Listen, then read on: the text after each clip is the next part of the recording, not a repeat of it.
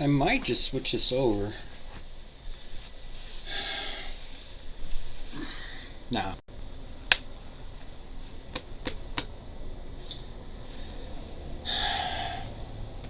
We'll do this here.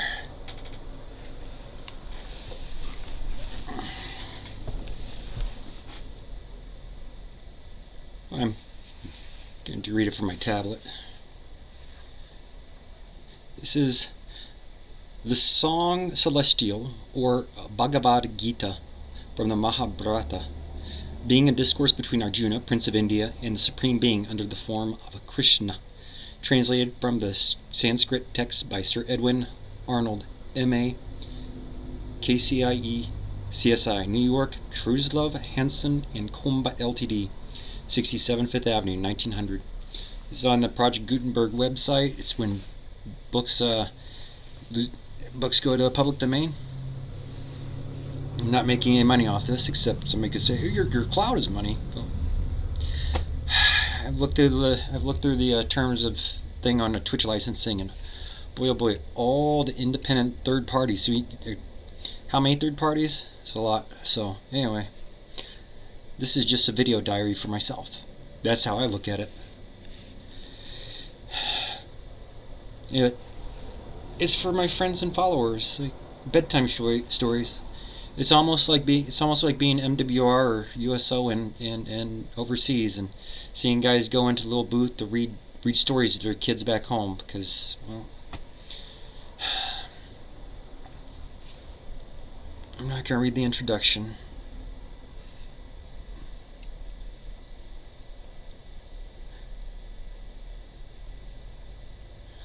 Chapter 1. Dhritarashtra, ranged thus for battle on the sacred plain.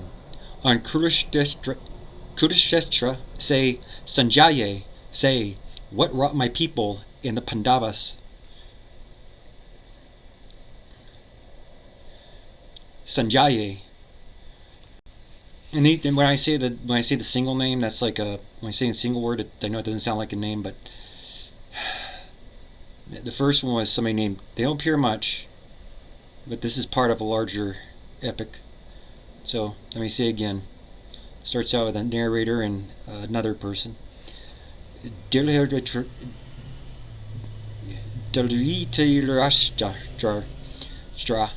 ranged thus for battle on the sacred plain. On Kurukshetra say, Sanjaya, say, what wrought my people in the Pandavas?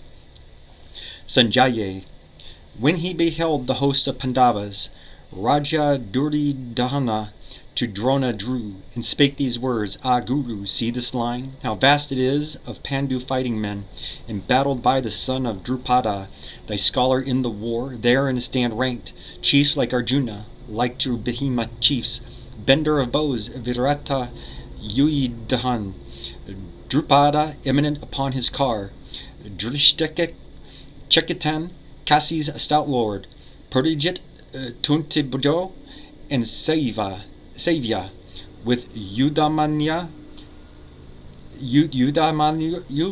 and Uttamaju, Subhadra's child, and Drupadi's all famed, all mounted on their shining chariots. On our side too, thou best of Brahmins, see excellent chiefs, commanders of my line, whose names I joy to count, thyself the first, then Bhishma, Karna, Kripa, fierce in fight, Kikarna, Aswatthamanan, next to these, strong Saudamadati, with full many more, valiant and tried, ready this day to die, for me their king, which each his weapon grasped, each skillful in the field, weakest meseems, our battle shows where Bhishma holds command, and Bhima fronting him, something too strong. Have care, our captains, nigh to Bhishma's ranks, prepare what help they may, now blow my shell.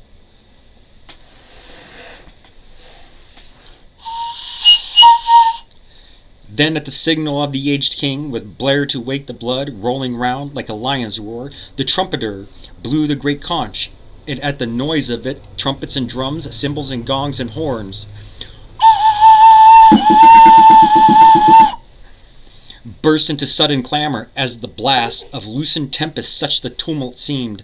Then might be seen upon their car of gold, yoked with white steeds, blowing their battle shells, Krishna the god, Arjuna at his side. Krishna with knotted locks blew his great conch, carved of the giant's bone. Arjuna blew Indra's loud gift. Bhima the terrible, wolf-bellied Bhima blew a long reed conch. In Sudhistira, Kunti's blameless son, winded a mighty shell, a victory's voice, and Nakula blew shrill upon his conch. Named the sweet-sounding, Sahadev on his called, gem bedecked, and Kasi's prince on his, Sikandi on his car, Drishtadede Varata, Satyaki the unsubdued, Drupada with his sons, O Lord of earth, long-armed Subhadra's children all blew loud, so that the clangor shook their foemen's hearts with quaking earth and thundering heaven. Then 'twas, beholding Drishtira's battle set, weapons unsheathing, bows drawn forth, the war, instant to break Arjun, whose ensign badge was Hanuman the monkey, spake this thing to Krishna the divine, his charioteer. Drive, dauntless one, to yonder open ground, betwixt the armies I would see more nigh, these who will fight with us, those who must slay, today in war's arbitrament, for sure, on bloodshed all are bent, who throng this plain, obeying Drishtira's sinful son. Thus by Arjuna prayed, O Bharata, between the hosts that heavenly charioteer drove the bright car, reining its milk-white steeds, where Bhishma led, and Drona and their lords. See, spake he to Arjuna, where they stand, thy kindred of the Kurus, and the prince, marked on each hand, the kinsmen of his house, grandsires and sires, uncles and brothers and sons, cousins and sons-in-law and nephews mixed with friends and honored elders, some this side, some that side range, and seeing those opposed with kith-grown enemies, Arjuna's heart melted with pity while he uttered this. Arjuna. So this is be Arjuna and Krishna. Arjuna. Krishna, as I behold, come here to shed their common blood, yon concourse of our kin. My members fail, my tongue dries in my mouth, a shudder thrills my body and my hair, bristles with horror from my weak hand slips Gandiv, the goodly bow, a fever burns. My skin too parching, hardly may I stand, the life within me seems to swim and faint.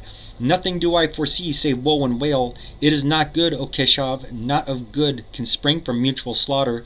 Lo, I hate triumph and domination, wealth and ease, thus sadly won. Oh, what victory can bring delight! Govinda, what rich spoils could profit, what rural recompense, what span of life itself seems sweet, bought with such blood? Seeing that these stand here, ready to die, for whose sake life was fair, and pleasure pleased, and power grew precious, grandsires, sires, and sons, brothers and fathers-in-law, and sons-in-law, elders and friends, shall I deal death on these, even though they seek to slay us? Not one blow, O Madhusudadan, I will strike to gain. Will I strike to gain the rule of all three worlds? Then how much less to seize an earthly kingdom, killing these must breed but anguish, Krishna, if they be guilty. We shall grow guilty by their deaths, their sins will light on us if we shall slay those sons of Dhritarashtra and our kin. What peace could come of that, O Madhava? For if indeed, blinded by lust and wrath, these cannot see, or will not see, the sin of kingly lines o'erthrown and kinsmen slain, how should not we, who see, shun such a crime, we who perceive the guilt and feel the shame? O thou delight of men, Janardana, by overthrow of houses perisheth their sweet continuous household piety, and rights neglected, piety extinct, enters impiety upon that home. Its women grow unwomaned, whence there spring mad passions in the mingling up of castes, sending a hellward road that family, and whoso wrought is doomed by wicked wrath. Nay, and the souls of honored ancestors fall from their place of peace, being bereft of funeral cakes and wan death water. So each our holy hymns. Thus if we slay kinsfolk and friends for love of earthly power, Ahovat, what an evil fault it were! Better I deem it if my kinsmen strike, to face them weaponless and bare my breast, to shaft and spear than answer blow with blow. So speaking in the face of those two hosts, Arjuna sank upon his chariot seat, and let fall bow and arrows sick at heart. Here endeth chapter 1 of the Bhagavad-Gita, entitled Arjun Vishad, or the Book of the Distress of Arjuna. Chapter 2, Sanjaya. Well, him, filled with such compassion and such grief, with eyes tear-dimmed, despondent, in stern words, the driver, Madhusudan, thus addressed: Krishna, how hath this weakness taken thee? Whence springs the inglorious trouble, shameful to the brave, barring the path of virtue? Nay, Arjun, forbid thyself to feebleness, it mars thy warrior name. Cast off the coward fit, wake, be thyself, rise, scourge of thy foes. Arjuna, how can I in the battle shoot with shafts, O Bhishma, or on Drona, O thou chief, both worshipful, both honorable men? Better to live on beggars' bread with those we love alive, than taste their blood in rich feasts spread, and guiltily survive. Ah, were it worse, who knows, to be victor or vanquished here, when those confront us angrily, whose death leaves living drear. In pity lost, by doubtings tossed, my thoughts distracted turn to thee, the guide I reverence most, that I may counsel learn. I know not what would heal the grief burned into soul and sense, if I were earth's unchallenged chief, a god, and these gone thence. Sanjaya. So spake Arjuna to the Lord of Hearts, and sighing, I will not fight, held silence then, to whom with tender smile, O Bharata, while the prince wept despairing, twixt those hosts, Krishna made answer in divinest verse. Krishna, thou grievest where no grief should be, thou speakest words lacking wisdom for the wise in heart. Mourn not for those that live, nor those that die, nor I, nor thou, nor any of one of these ever was not, nor ever will not be. Forever and forever afterwards, all that doth live lives always. To man's frame, as there come infancy and youth and age, so come the raisings ups and layings downs of other and other life abodes, which the wise know and fear not. This that irks thy sense life, thrilling to the elements, bringing thee heat and cold, sorrows and joys, 'tis brief and mutable. Bear with it, prince, as the wise bear. The soul which is not moved, the soul that with a strong and constant calm takes sorrow and takes joy indifferently, lives in the life undying. That which is can never cease to be, and that which is not will not exist. To see this truth of both is theirs who part essence from accident, substance from shadow, indestructible. Learn thou, the life is, spreading life through all. It cannot anywhere by any means be anywise diminished, stayed, or changed, but for these fleeting frames which it informs, with spirit deathless, endless, infinite, they perish. Let them perish, prince, and fight. He who shall say, Lo, I have slain a man, and who shall think, Lo, I am slain, those both know not. Life cannot slay, life is not slain. Never the spirit was born, the spirit shall cease to be never. Never was time, it was not. End and beginning are dreams. Birthless and deathless, changeless remaineth the spirit forever. Death hath not touched it at all, dead though the house of it seems. Who knoweth it exaltless, self-sustained, immortal, indestructible? Shall such say, I have killed a man, or caused to kill? Nay, but as when one layeth his worn-out robes away, and taking new ones saith, These will I wear today, so putteth by the spirit lightly its garb of flesh, and passeth to inherit a residence afresh.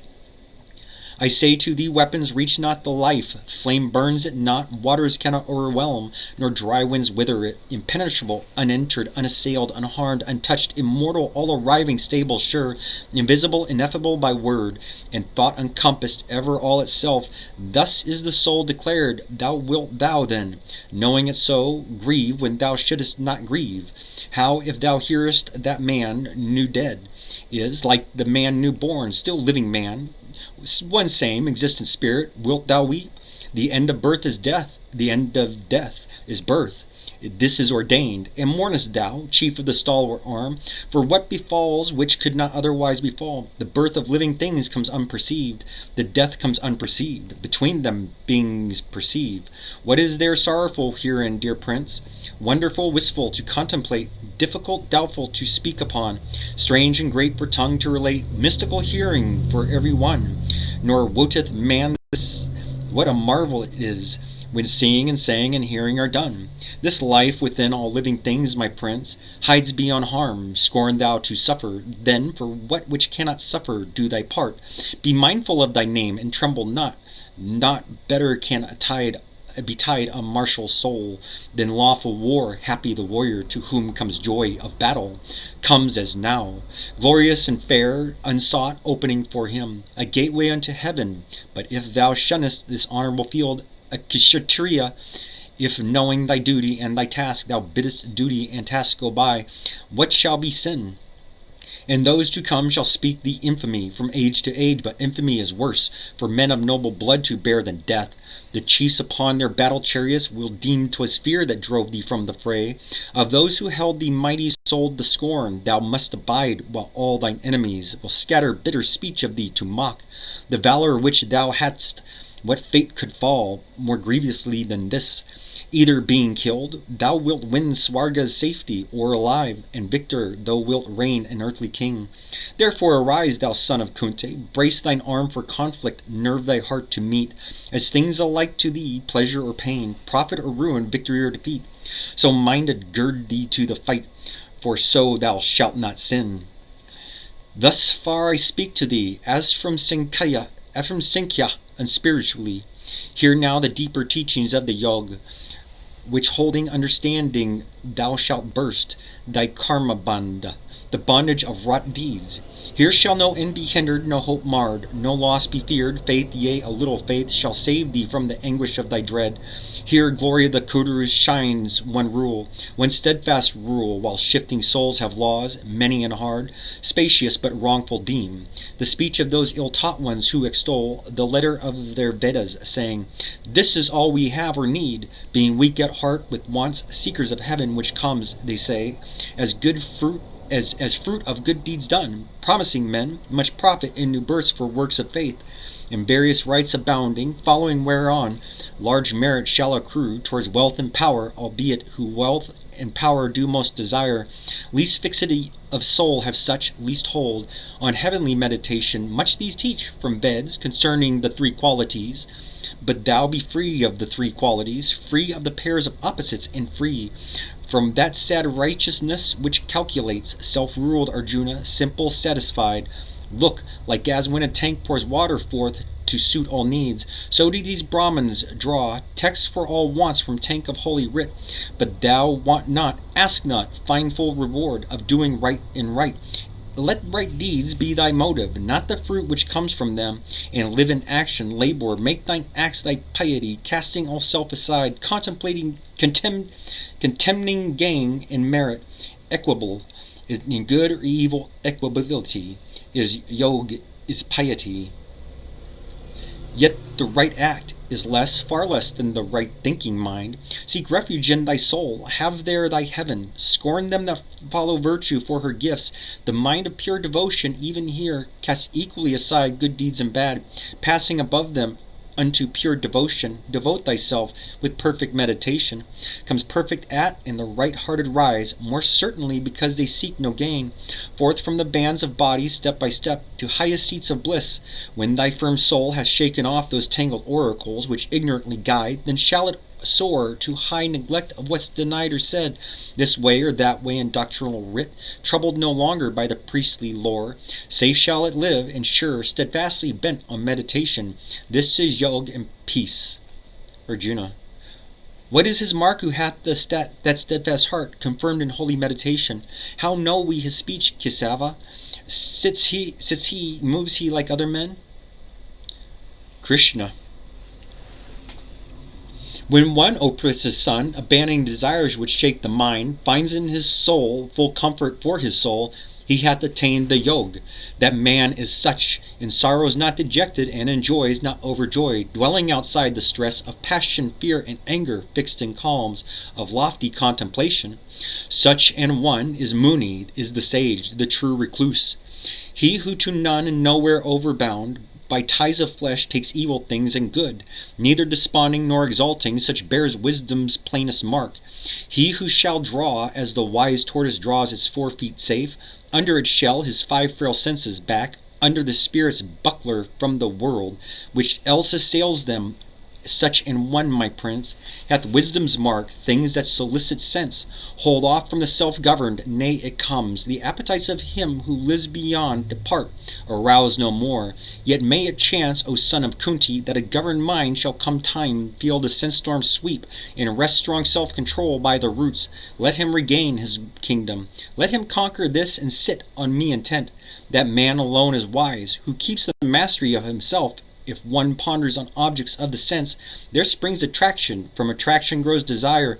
Desire flames to fear's passion. Passion breeds recklessness. Then the memory, all betrayed, lets noble purpose go and saps the mind, till purpose, mind, and man are all undone. But if one deals with objects of the sense, not loving and not hating, making them serve his free soul, which rests serenely, Lord, lo, such a man comes to tranquility, and out of that tranquility shall rise the end and healing of his earthly pains. Since the will governed sets the soul at peace, the soul of the ungoverned is not his, nor hath he knowledge of himself, which lacked. How grows serenity? And wanting that, whence shall he hope for happiness? The mind that gives itself to follow shows of sense seeth its helm of wisdom rent away, and like a ship in waves of whirlwind drives to wreck and death. Only with him, great prince, whose senses are not swayed by things of sense, only with him who holds his mastery, shows wisdom perfect. What is midnight gloom to unenlightened souls shines wakeful day. To his clear gaze, what seems as wakeful day is known for night. Thick night of ignorance to his true-seeing eyes, such is the saint. And like the ocean, day by day receiving floods from all the lands, which never overflows, is its boundary line not leaping, not leaving, fed by the rivers, but unswelled by those. So this is the perfect one. To his soul's ocean, the world of sense pours streams of witchery. They leave him as they find, without commotion, taking their tribute, but remaining sea. Yea, whoso shaking off the yoke of flesh, lives lord, not servant of his lusts, set free from pride, from passion, from the sin of self, toucheth tranquility, O Pritha's son. That is the state of Brahm. There rests no dread when that last step is reached. Live where he will, die when he may, such passeth from all plaining to best nirvana, with the gods attaining. Here endeth chapter 2 of the Bhagavad-Gita, entitled Sankhya Yoga, or the Book of Doctrines.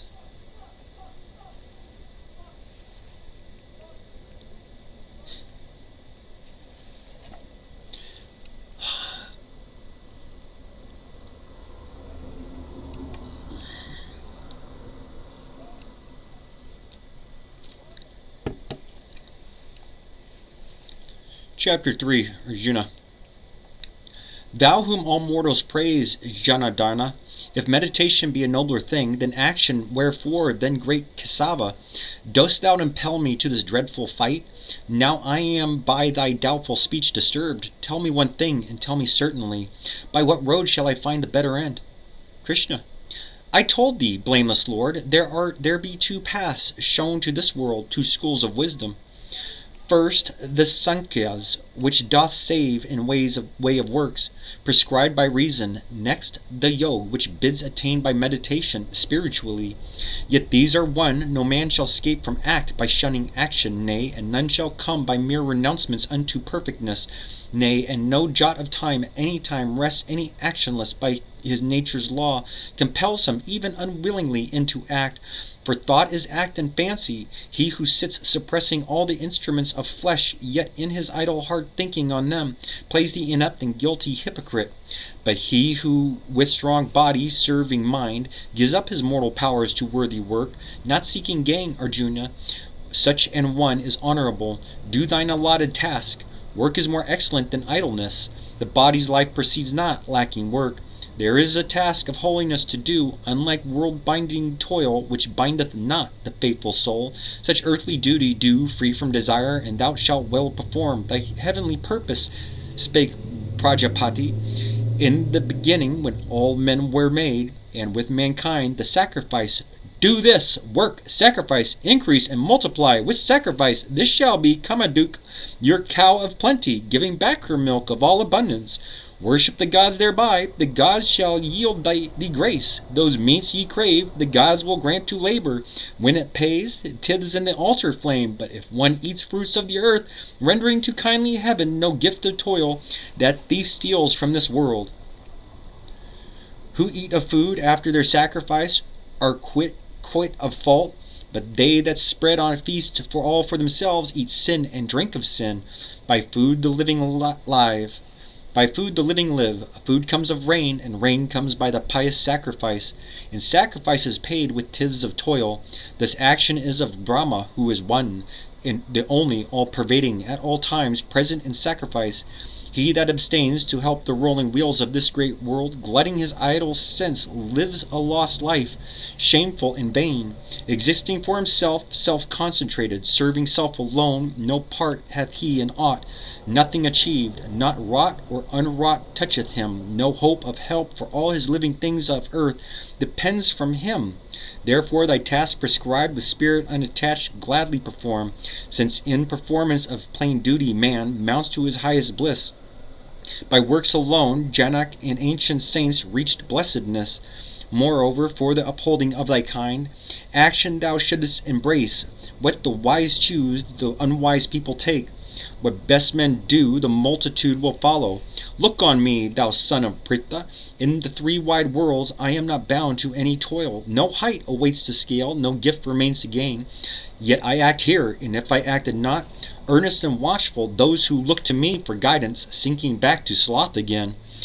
Because I slumbered, would decline from good, and I should break earth's order and commit her offspring unto ruin. Bharata, even as the unknowing toil wedded to sense, so let the enlightened toil sense freed, but set to bring the world deliverance and its bliss, not sowing in those simple busy hearts seed of despair. Yea, let each play his part, and all he finds to do with unyoked soul. All things are everywhere by nature wrought.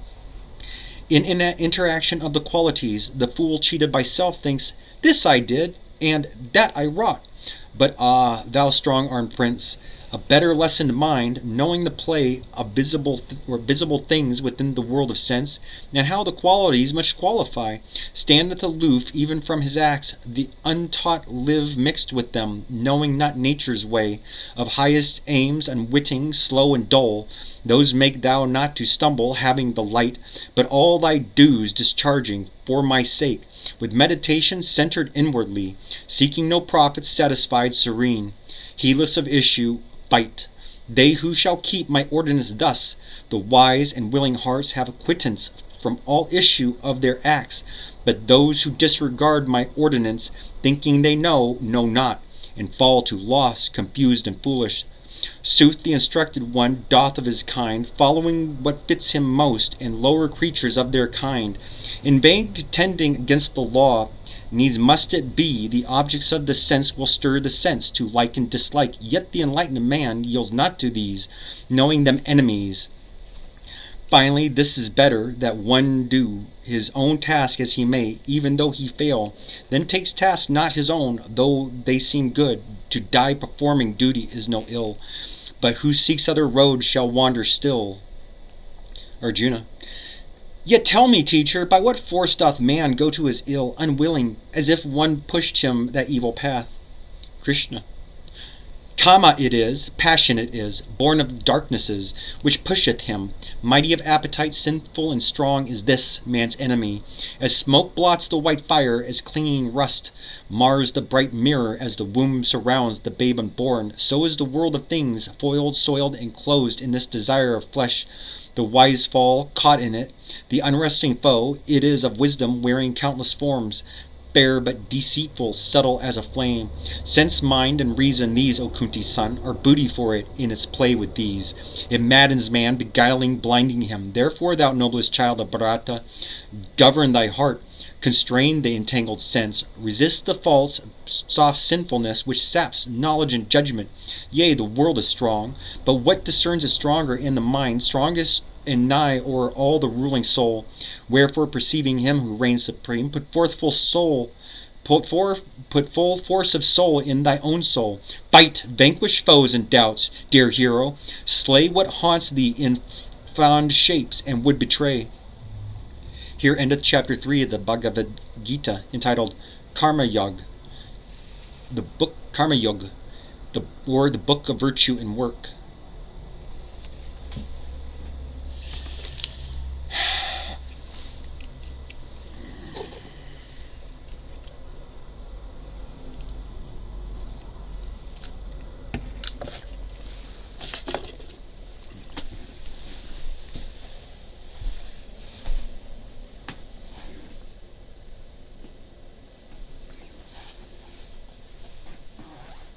Yeah, might as well. This will be like a 7-minute break here.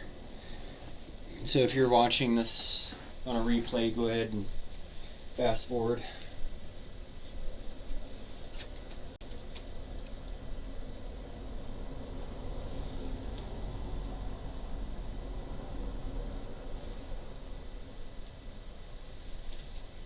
Yeah.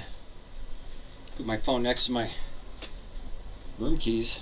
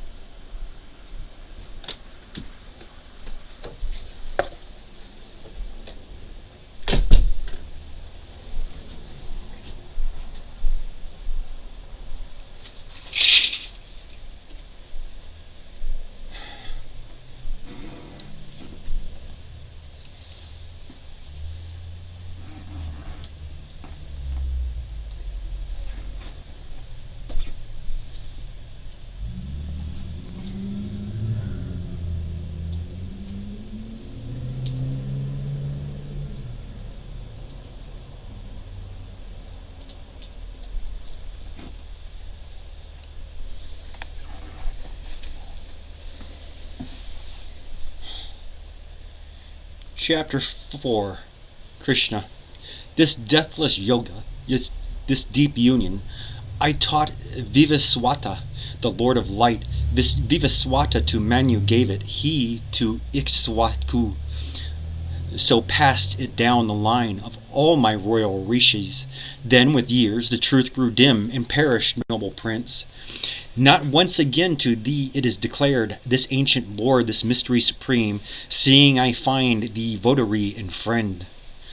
Arjuna, thy birth, dear Lord, was in Arjuna, thy birth, dear Lord, was in these later days, in bright Vivaswata's preceded time. How shall I comprehend this thing you sayest? From the beginning it was I who taught. Krishna. Manifold the renewals of my birth have been, Arjuna, and of thy births too, but mine I know, and thine thou knowest not. O slayer of thy foes, albeit I be unborn, undying, indestructible, the Lord of all things living, not the less, by my magic which I stamp, on floating nature forms, the primal vast, I come and go and come.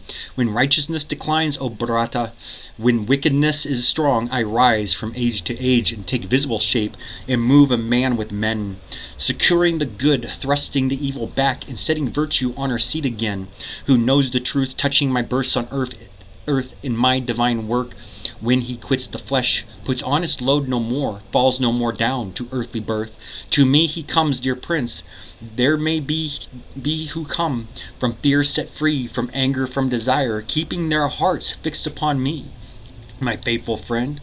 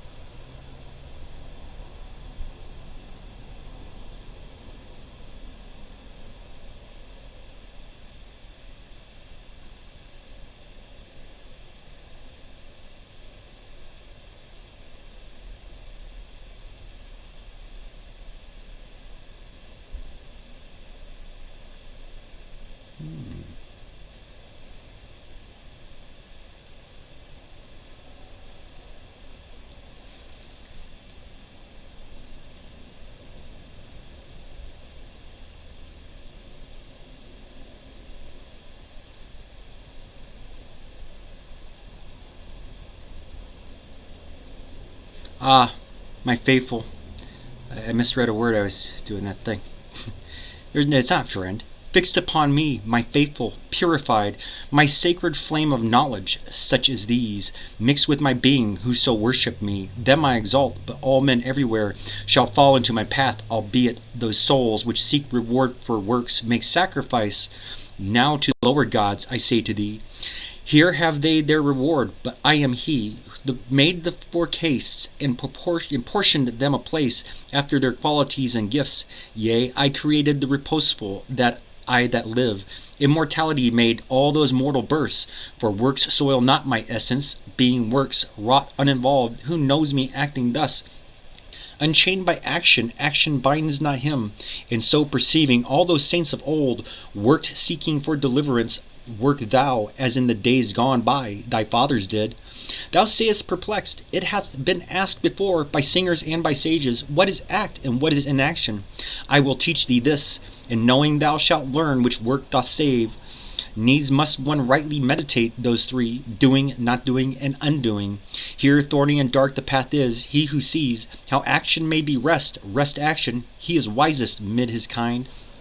He hath the truth, he doeth well, acting or resting, freed in all his works from prickings of desire, burned clean and act by the white fire of truth.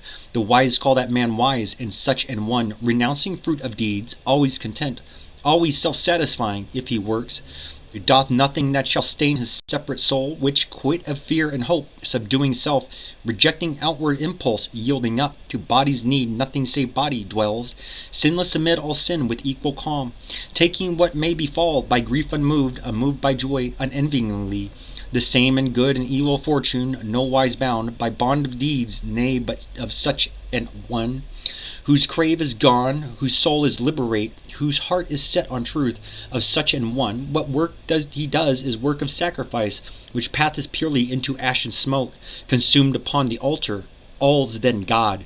The sacrifice is Brahm, the ghee, the grain, and Brahm, the fire is Brahm, the flesh it eats is Brahm, and unto Brahm attaineth he, who in such office meditates on Brahm. Some votaries there be who serve the gods with flesh and altar smoke, but others some who, lighting subtler fires, make purer rite, with will of worship, with of the which be they, who in white flame of continence consume joys of the sense, delights of eye and ear, foregoing tender speech and sound of song, and they who, kindling fires with torch of truth, burn on a hidden altar stone the bliss of youth and love, renouncing happiness, and they who lay for offering their wealth, their penance, meditation, piety, their steadfast reading of the scrolls, their lore painfully gained with long austerities, and they who, making silent sacrifice, draw in their breath to feed the flame of thought, and breathe it forth to waft the heart on high, governing the vintage of each entering air, lest one sigh pass which helpeth not the soul, and they who day by day deny needs, they lay life itself upon the altar flame, burning the body wan. Lo, all these keep the rite of offering, as if they slew victims, and all thereby efface much sin. Yea, and who feed on the immortal food, left of such sacrifice, to Brahma pass, to the unending. But for him that makes no sacrifice, he hath not nor part nor lot, even in the present world. How should he share another, O thou glory of thy line? In sight of Brahma all these offerings are spread and accepted. Comprehend that all proceed by act, for knowing this, thou shalt be quit of doubt. The sacrifice which knowledge pays is better than great gifts offered by wealth, since gifts' worth, O my prince, lies in the mind which gives, the will that serves, and these are gained by reverence, by strong search, by humble heed of those who see the truth and teach it. Knowing truth, thy heart no more will ache with error, for the truth shall show all things subdued to thee, as thou to me. Moreover, son of Pandu, wert thou worst of all wrongdoers, this fair ship of truth should bear thee safe and dry across the sea for thy transgressions. As the kindled flame feeds on the fuel till it sinks to ash, so unto ash, Arjuna, unto naught, the flame of knowledge wastes works dross away. There is no purifier like thereto in all this world, and he who seeketh shall find it, being grown perfect in himself, believing he receives it when the soul masters itself and cleaves to truth, and comes, possessing knowledge, to the higher peace, the uttermost repose. But those untaught, and those without full faith, and those who fear are shent. No peace is here or otherwhere, no hope nor happiness for whoso doubts that he that, being self-contained, hath vanquished doubt, disparting self from service, soul from works, enlightened and emancipate, my prince. Works fetter him no more. Cut then a twain the sword of wisdom, son of Bharata. This doubt that binds thy heart beats, cleave the bond born of thy ignorance. Be bold and wise, give thyself to the field with me, arise. Here endeth chapter 4 of the Bhagavad-Gita, entitled Jnana Yog, or the Book of the Religion of Knowledge. Chapter 5. Arjuna. Set Krishna, at one time thou dost loud surcease of works, and another time service through work. Of these twain plainly tell, which is the better way? Krishna. To cease from works is well, and to do works is holiness is well, and both conduct to bliss supreme. But of these twain the better way is his, who working piously refraineth not. That is the true renouncer, firm and fixed, who seeking not, rejecting not, dwells proof against the opposites, O valiant prince, and doing such breaks lightly from all deed. 'Tis the new scholar talks as they were two. This Sankhya and this Yoga wise men know, who husbands one plucks golden fruit of both. The region of high rest which Sankhyans reach, yogis attain. Who sees these twain as one, sees with clear eyes, yet such abstraction, chief, is hard to win without much holiness. Whoso is fixed in holiness, self-ruled, pure-hearted, lord of senses and of self, lost in the common life of all which lives, a yogyakt, he is a saint who wends straightway to Brahm. Such an one is not touched by taint of deeds, not of myself I do. Thus will he think who holds the truth of truth, in seeing, hearing, touching, smelling, when he eats or goes or breathes, slumbers or talks, holds fast or loosens, opes his eyes or shuts. Always assured, this is the sense world plays with senses. He that acts in thought of Brahm, detaching end from act, which act content, the world of sense can no more stain a soul than waters mark the enameled lotus leaf. With life, with heart, with mind, nay, with the help of all five senses, letting selfhood go, yogins toil ever towards their soul's release. Such votaries, renouncing fruit of deeds, gain endless peace, the unvowed, the passion-bound. Seeking a fruit from works are fastened down, the embodied age withdrawn within his soul. At every act sits godlike in the town, which hath 9 gateways, neither doing aught nor causing any deed. This world's lord makes neither the work nor passion for the work, nor lust for fruit of work. The man's own self pushes to these. The master of this world takes on himself the good and evil deeds of no man dwelling beyond. Mankind errs here by folly darkening knowledge, but for whom that darkness of the soul is chased by light, splendid and clear shines manifest the truth, as if a sun of wisdom sprang to shed its beams of dawn. Him meditating still, him seeking, with him blended, stayed on him. The souls illuminated take that road, which hath no turning back, their sins flung off by strength of faith. Who will may have this light, who hath it seize?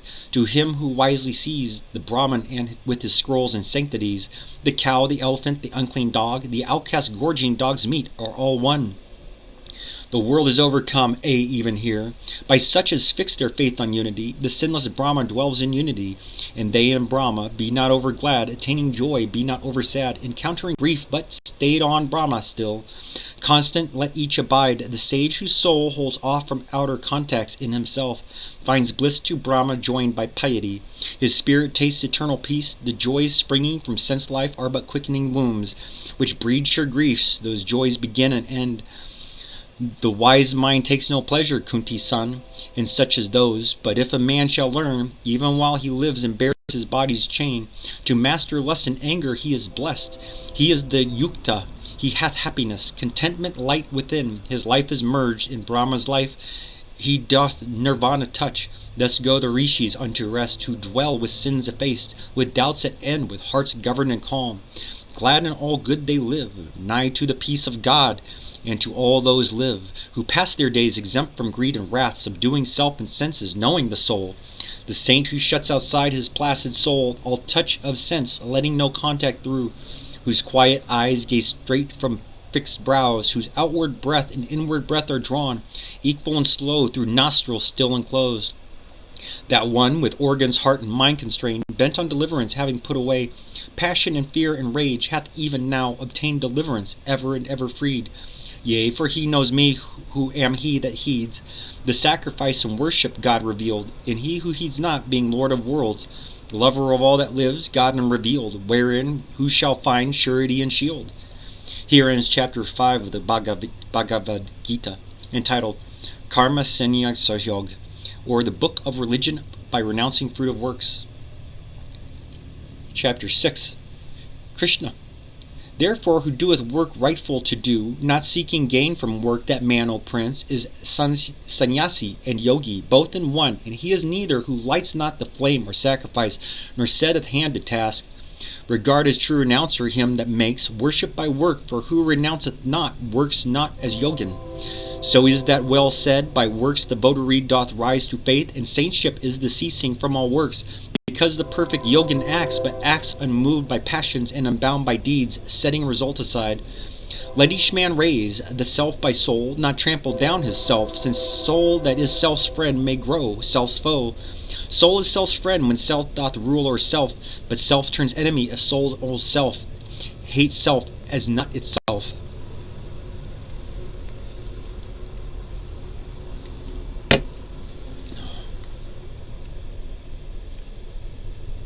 The sovereign soul of him who lives self-governed and at peace is centered in itself, taking alike pleasure and pain, heat, cold, glory, and shame. He is the yogi, he is yukta, glad with joy of light and truth, dwelling apart upon a peak with senses subjugate, whereto the clod, the rock, the glittering the glistering gold, to show all is one. By this sign he is known, being of equal grace to comrades, friends, chance comers, strangers, lovers, enemies, aliens and kinsmen, loving all alike, evil or good. Sequestered should he sit, steadfastly meditating, solitary, his thoughts controlled, his passions laid away, quit of belongings, in a fair still spot, having his fixed abode, not too much raised, nor yet too low. Let him bide his goods, the cloth, the deerskin, and the kusa grass, there setting hard his mind upon the one, restraining heart and senses silent calm. Let him accomplish yoga and achieve pureness of soul, holding immovable body and neck and head, his gaze absorbed upon his nose end, wrapped from all around. Tranquil in spirit, free of fear, intent upon his Brahmacharya vow, devout, musing on me, lost in the thought of me, that yojin, so devoted, so controlled, comes to the peace beyond my peace, the peace of high nirvana. But for earthly needs, religion is not his who too much fasts, nor too much feasts, nor his who sleeps away an idle mind, nor his who wears to waste his strength in vigils. Nay, Arjuna, call that the true piety which most removes earth aches and ills, where one is moderate in eating and in resting and in sport, measured in wish and act, sleeping betimes, waking betimes for duty. When the man so living centers on his soul the thought, straightly restrained, untouched internally by stress of self, then is he yuktasi. Steadfast a lamp burns sheltered from the wind, such is the likeness of the yogi's mind, shut from sense forms and burning bright to heaven. When mind broads placid, soothed with holy wont, when self contemplates self and in itself hath comfort, when it knows the nameless joy beyond all scope of sense, revealed to soul, only to soul, and knowing wavers not, true to the farther truth, when holding this it deems no other treasure comparable, but harbored there cannot be stirred or shook by any gravest grief. Call that state peace, that happy severance yoga, call that man the perfect yogin. Steadfastly the will must toil thereto, till efforts end in ease, and thought has passed from thinking, shaking off all longings bred by dreams of fame and gain, shutting the doorways of the senses close, with watchful wards, so step by step it comes, to gift of peace assured and heart assuaged, when the mind dwells self-wrapped and the soul broods cumberless. But as often as the heart breaks, wild and wavering from control, so oft let him recurb it, let him rein it back to the soul's governance, for perfect bliss grows only in the bosom tranquilized, the spirit passionless, purged from offense, vowed to the infinite. He who thus vows his soul to the supreme soul, quitting sin, passes unhindered to the endless bliss of unity with Brahma. He so vowed, so blended, sees the life soul resident in all things living, and all things in that life soul contained, and whoso thus discerneth me in all, and all in me, I never let him go, nor looseneth he hold upon me, but dwell he where he may, whate'er his life, in me he dwells and lives, because he knows and worships me, who dwell in all which lives, and cleaves to me in all. Arjuna, if a man sees everywhere, taught by his own similitude, one life, one essence in the evil and the good, hold him a yogi, yea, well perfected.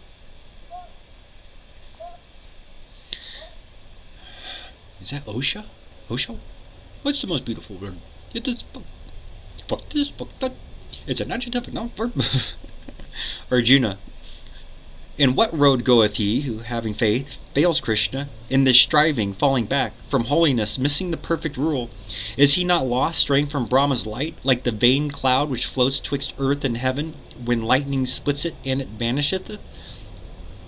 Fain would I hear thee answer me herein, since Krishna, none save thou can clear the doubt. Krishna. He is not lost, thou son of Pritha, no, nor earth nor heaven is forfeit even for him, because no heart that holds one right desire treadeth the road of loss. He who should fail, desiring righteousness, cometh at death unto the region of the just, dwells there measureless years in being born anew, beginneth life again in some fair home, amid the mild and happy. It may chance he doth descend into a yogin house on virtue's breast, but that is rare. Such birth is hard to be obtained on this earth, chief. So hath he back again what heights of heart he did achieve, and so he strives anew to perfectness, with better hope, dear prince, for by the old desire he is drawn on unwittingly, and only to desire the purity of yogas, to pass beyond the sabdud brahm, the spoken bed, But being yogi, striving strong and long, purged from transgressions, perfected by births, following on births, he plants his feet at last upon the farther path, such as one ranks above ascetics, higher than the wise, beyond achievers of vast deeds. Be thou yogi, Arjuna, and of such believe. Truest and best is he who worships me, with inmost soul stayed on my mystery. Here endeth chapter 6 of the Bhagavad-Gita, entitled Atmasanyama Yoga, or the Book of Religion of Self by Self-Restraint. Krishna, for on me, still exercising yoga, still making me thy refuge, thou shalt come most surely unto perfect hold of me. I will declare to thee that utmost lore, whole and knowest, leaveth no more to know here in this world. Of many thousand mortals, one perchance striveth for truth, and of those few that strive, nay, and rise high, one only, here and there, knoweth me as I am, the very truth. Earth, water, flame, air, ether, life, and mind, and individuality, those 8 make up the showing of me manifest. These by my lower nature learn the higher, thereby, O thou valiant one, this universe is by its principle of life produced, whereby the worlds of visible things are born, as from a yoni. No, I am that womb. I make and I unmake this universe. Than me there is no other master, prince, no other maker. All these hang on me, as hangs a row of pearls upon its string. I am the fresh taste of the water, I the silver of the moon, the gold as the sun, the word of worship in the Veds, the thrill that passeth in the ether, and the strength of man's shed seed. I am the good sweet smell of the moistened earth. I am the fire's red light, the vital air moving in all which moves, the holiness of hallowed souls, the root undying, whence hath sprung whatever is, the wisdom of the wise, the intellect of the informed, the greatness of the great, the splendor of the splendid, Kunti's son. These am I, free from passion and desire. Yet am I right desire all who yearn, chief of the Bharatas, for all those moods, soothfast or passionate or ignorant, which nature frames deduce from me. But all are merged in me, not I in them. The world, deceived by those 3 qualities of being, woteth not me who am outside them all, above them all, eternal. Hard it is to pierce that veil divine of various shows, which hideth me, yet they unto worship me pierce it and pass beyond. I am not known to evildoers, nor to foolish ones, nor to the base, churlish, nor those whose mind is cheated by the show of things, nor those that take the way of asuras. 4 sorts of immortals know me, he who weeps, Arjuna, and the man who yearns to know, and he who toils to help, and he who sits certain of me enlightened. Of these 4, O Prince of India, highest, nearest, best, the last is the devout soul, wise, intent upon the one, dear above all am I, to him, and he is dearest unto me. All 4 are good and seek me, but mine own, the true of heart, the faithful, stayed on me, taking me as their utmost blessedness. They are not mine, but I, even I myself, at end of many births to me they come. Yet hard the wise Mahatma is to find, that man who saith all is Vasudev. There be those too whose knowledge turned aside by this desire or that gives them to serve some lower gods with various rites, constrained by that which mouldeth them unto all such worship, that what shrine they will, what shapes and faith, 'tis I who give them faith. I am content. The heart thus asking favor from its God, darkened but ardent, hath the end it craves, the lesser blessing, but 'tis I who give. Yet soon is withered what small fruit they reap. Those men who've little minds, who worship so, go where they worship, passing with their gods. But mine come unto me. Blind are the eyes which deem the unmanifested manifest, not comprehending me and my true self, imperishable, viewless, undeclared, hidden behind my magic veils of shows. I am not seen by all, I am not known, unborn and changeless to the idle world. But I, Arjuna, know all things which were, and all which are, and all which are to be, albeit not one among them knoweth me. By passion for the pairs of opposites, by those 20 snares of like and dislike, Prince, all creatures live bewildered, save some few who quit of sins, holy in act and formed, freed from the opposites and fixed in faith, cleave unto me. Who cleave, who seek in me, refuge from birth and death, those who have the truth.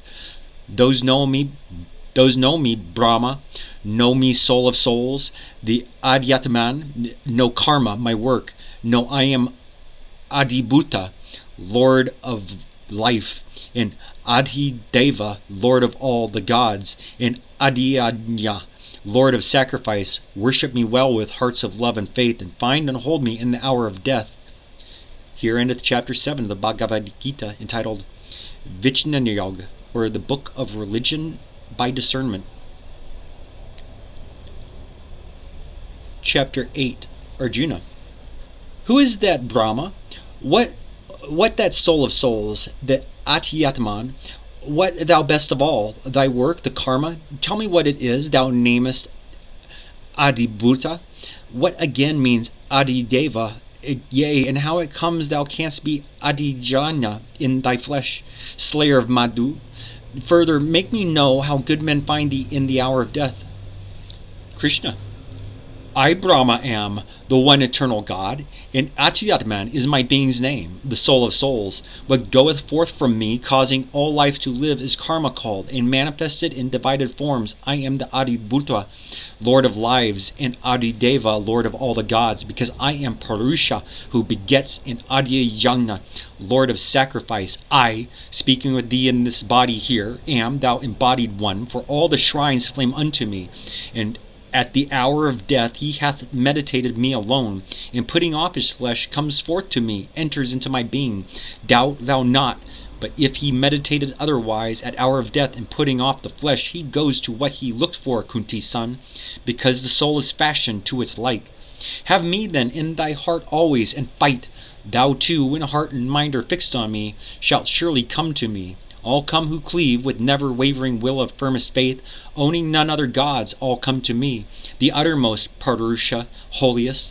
Whoso hath known me, Lord of sage and singer, ancient of days, of all the three worlds stay, boundless but unto every atom bringer of that which quickens it, whoso, I say, hath known my form which passeth mortal knowing, seen my effulgence which no eyes hath seen, than the sun's burning gold more brightly glowing, dispersing darkness unto him hath been, right life, and in the hour when life is ending, with mind set fast in trustful piety, drawing still breath beneath calm brows unbending, in happy peace that faithful one doth die, in glad peace patheth to Purusha's heaven, the place that which they who read the Veda's name Aksharam, ultimate, whereto have striven saints and ascetics, their road is the same. That way, the highest way, goes to he who shuts the gates of all his senses, locks desire safe in his heart, centers the vital airs upon his parting thought, steadfastly set, and murmuring Om, the sacred syllable, emblem of Brahm, dies meditating me. For who none other gods regarding looks ever to me, easily am I gained by such a yogi, and attaining me, they fall not, those Mahatmas, back to birth, to life which is the place of pain which ends, but take the way of utmost blessedness. The worlds, Arjuna, even Brahma's world, roll back again from death to life's unrest. But they, O Kunti's son, that reach to me, taste birth no more. If ye know Brahma's day, which is 1,000 yugas, if ye know the 1,000 yugas making Brahma's night, then know ye day and night as he doth know. When that vast dawn break, the invisible is brought anew into the visible. When that deep night doth darken, all which is fades back again to him who sent it forth. Yea, this vast company of living things, again and yet again produced, expires at Brahma's nightfall, and at Brahma's dawn riseth without its will to life new born, but higher, deeper, innermost abides another life, not like the life of sense, escaping sight unchanging. This endures when all created things have passed away. This is that life named the unmanifest, the infinite, the all, the uttermost, thither arriving none return. That life is mine, and I am there. And Prince, by faith which wanders not, there is a way to come thither. I, the Purusha, who spread the universe around me, in whom dwell all living things, may so be reached and seen. Richer than holy fruit on Vedas growing, greater than gifts, better than prayer or fast, such wisdom is the yogi. This way knowing, comes to the utmost perfect peace at last. Here endeth chapter 8 of the Bhagavad-Gita, entitled Aksharapara Brahmayog, or the Book of Religion by Devotion to the One Supreme God. Chapter 9. Krishna.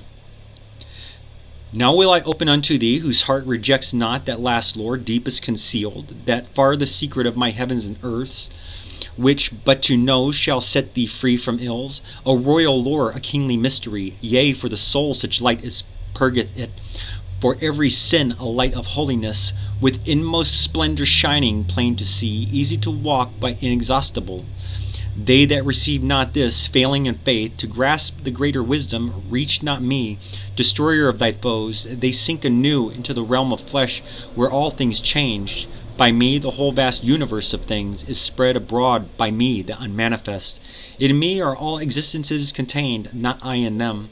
Yet they are not contained, those visible things. Receive and strive to embrace the mystery majestical. My being, creating all, sustaining all, still dwells outside of all.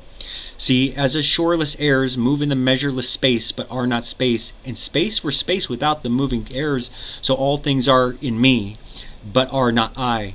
At closing of each kalpa, Indian prince, all things which be back to my being come. At the beginning of each kalpa, all issue newborn from me. By energy and help of Prakriti, my outer self, again and yet again I make go forth the realms of visible things without their will, all of them by the power of Prakriti. Yet these great makings, Prince, involve me not and chain me not. I sit apart from them, other and higher and free, no wise attached. Thus doth the stuff of worlds molded by me bring forth all that which is, moving or still, living or lifeless. Thus the worlds go on. The minds untaught mistake me, veiled in form. Not see they of my secret presence, not of my hid nature, ruling all which lives.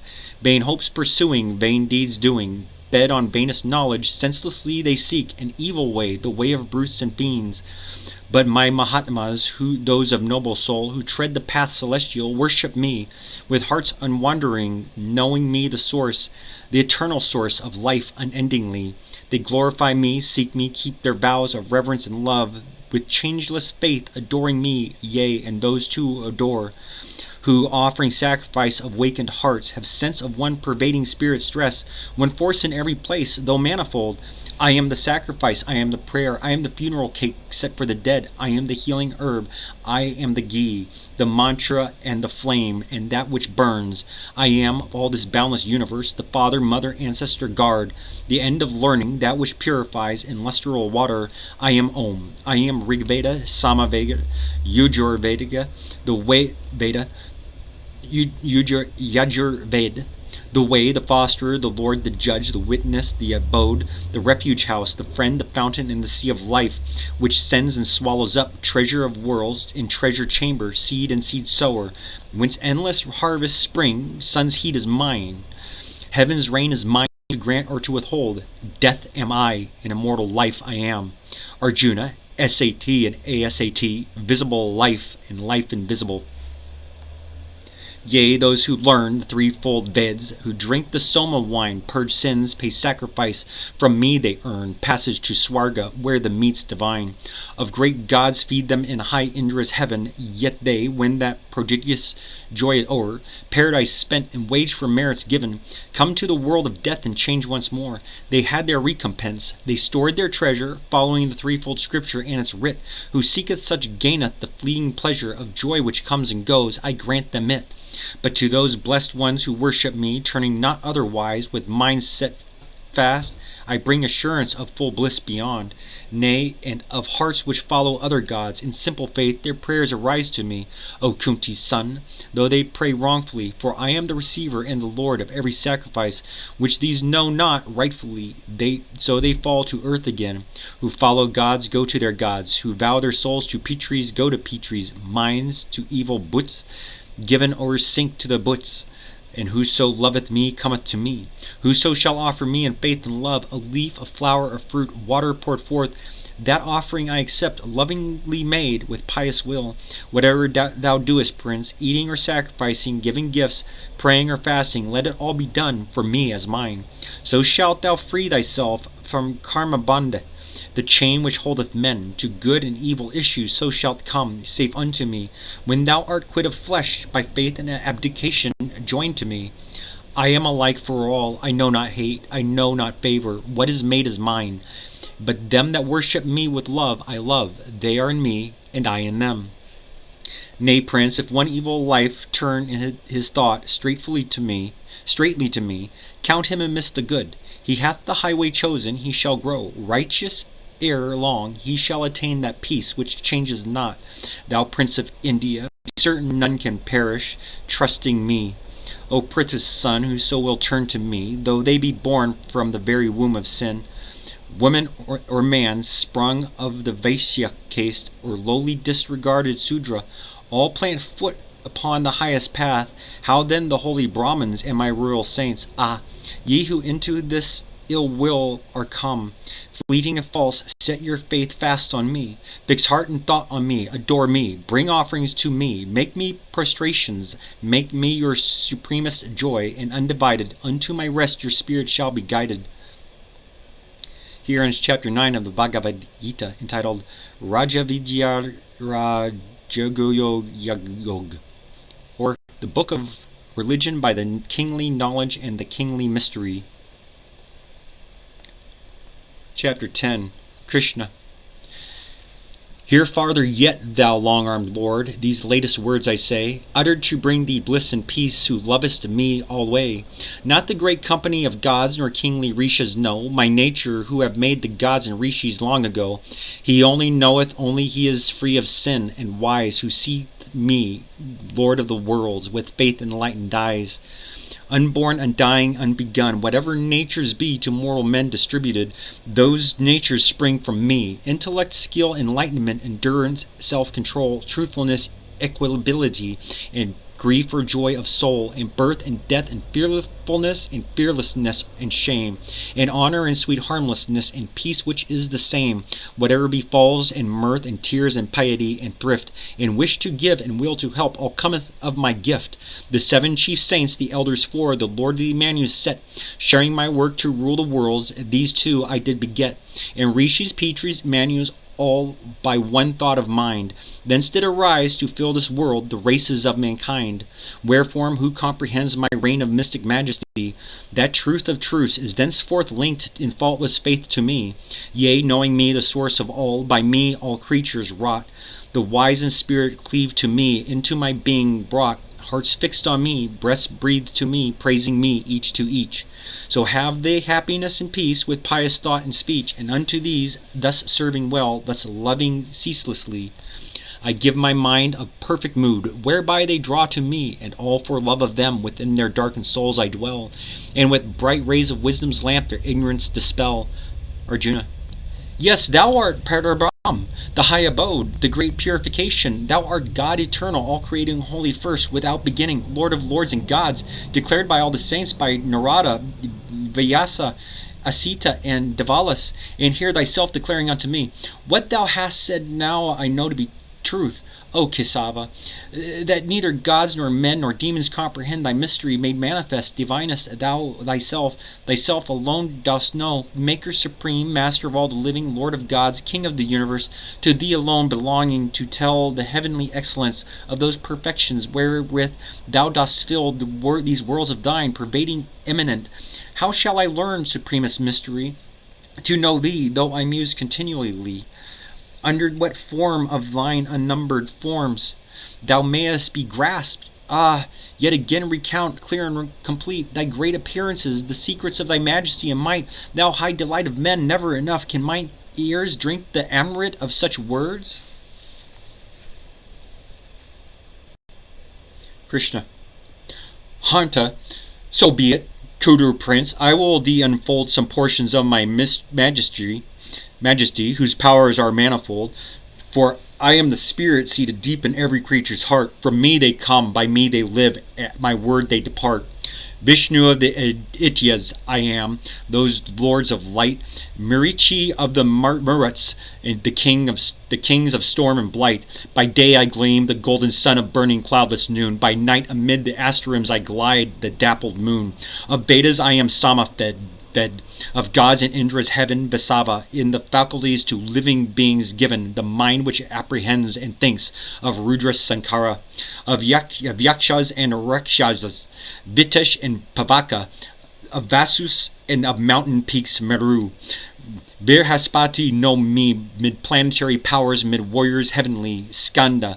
Of all the water floods, the sea which drinketh each, and Brigu of the holy saints, and Om of sacred speech, of prayers the prayer ye whisper, of hills Himalaya's snow, and Aswatha the fig tree, of all the trees that grow, of the dervishis Narada, and Chitrarath of them that sing in heaven, and Kipila of Munis, and the gem of flying steeds, and Chesvitaravas of Amrit wave which burst, of elephants Eravata, of males the best and first, of weapons heaven's hot thunderbolt, of cows white Kamaduk, from whose great milky udder teats all hearts' desires are strook, Vasuki of the serpent tribes round Mandara entwined, and thousand-fanged Ananta on whose broad coils reclined, leans Vishnu, and of water things Varuna, Ariam, of Petris, and of those that judge Yama the judge I am, of Datya's dread Prahlada,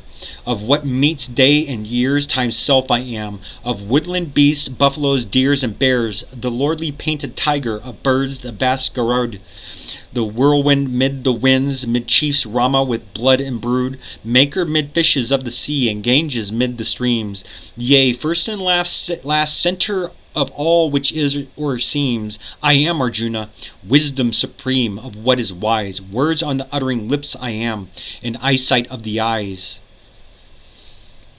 and A of written characters, Dwandwa of knitted speech, and endless life and boundless love whose power sustaineth each, and bitter death which seizes all, and joyous sudden birth, which brings to light all beings that are to be on earth, and of the viewless virtues fame, fortune, song am I, and memory and patience and craft and constancy, of Bidikim's the Vritatsam and Mitri's Gayatri, of months the Magrashirisha, of the seasons three, the flower wreath springs, in Dicer's play the conquering, double eight, the splendor of the splendid, and the greatness of the great, victory I am, in action, and the goodness of the good, and Vasudev of Rishini's race, and of this Pandu brood, thyself, yea, my Arjuna, thyself, for thou art mine, of poets Usana, of saints Vyasa, sage divine, the policy of conquerors, the potency of kings, the great unbroken silence and learning secret things,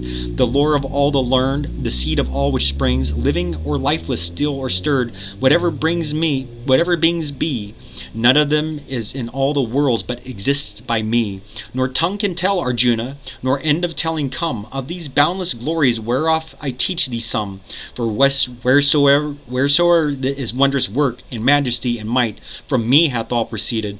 Receive thou this aright, yet how shouldest thou receive, O Prince, the vastness of this world?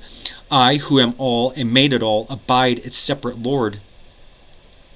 Here ends chapter 10 of the Bhagavad-Gita, entitled Vibhuti Yog, or the Book of Religion by the Heavenly Perfections. Chapter 11. Arjuna. This for my soul's peace have I heard from thee, the unfolding of the mystery supreme, named Adhyatman, comprehending which my darkness is dispelled, for now I know, O lotus-eyed, whence is the birth of men, and whence their death, and what majesties of thine immortal rule fain would I see, as thou thyself declarest, sovereign Lord, the likeness of that glory of thy form, wholly revealed, O thou divinest one. If this can be, if I may bear the sight, make it thyself visible, Lord of all the prayers. Show me thy very self, the eternal God. Krishna. Gaze then, thou son of Pritha, I manifest for thee those 100,000 shapes that clothe my mystery. I show thee all my semblances, infinite, rich, divine, my changeful hues, my countless forms, see in this face of mine. Atyas, Visus, Rudras, Aswins, and Maruts, see, wonders unnumbered, Indian prince, revealed to none save thee. Behold, this is the universe. Look, what is alive and dead, I gather all in one in me. Gaze, as thy lips have said, on God eternal, very God, see me. See what thou prayest. Thou canst not, nor with human eyes, Arjuna, ever mayest. Therefore I give thee sense divine. Have other eyes, new light, and look. This is my glory, unveiled to mortal sight.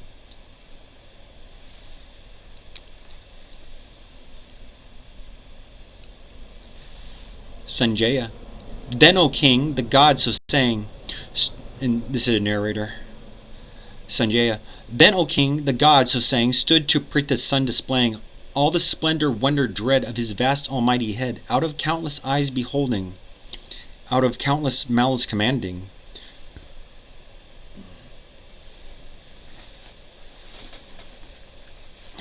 Sorry, I'm gonna.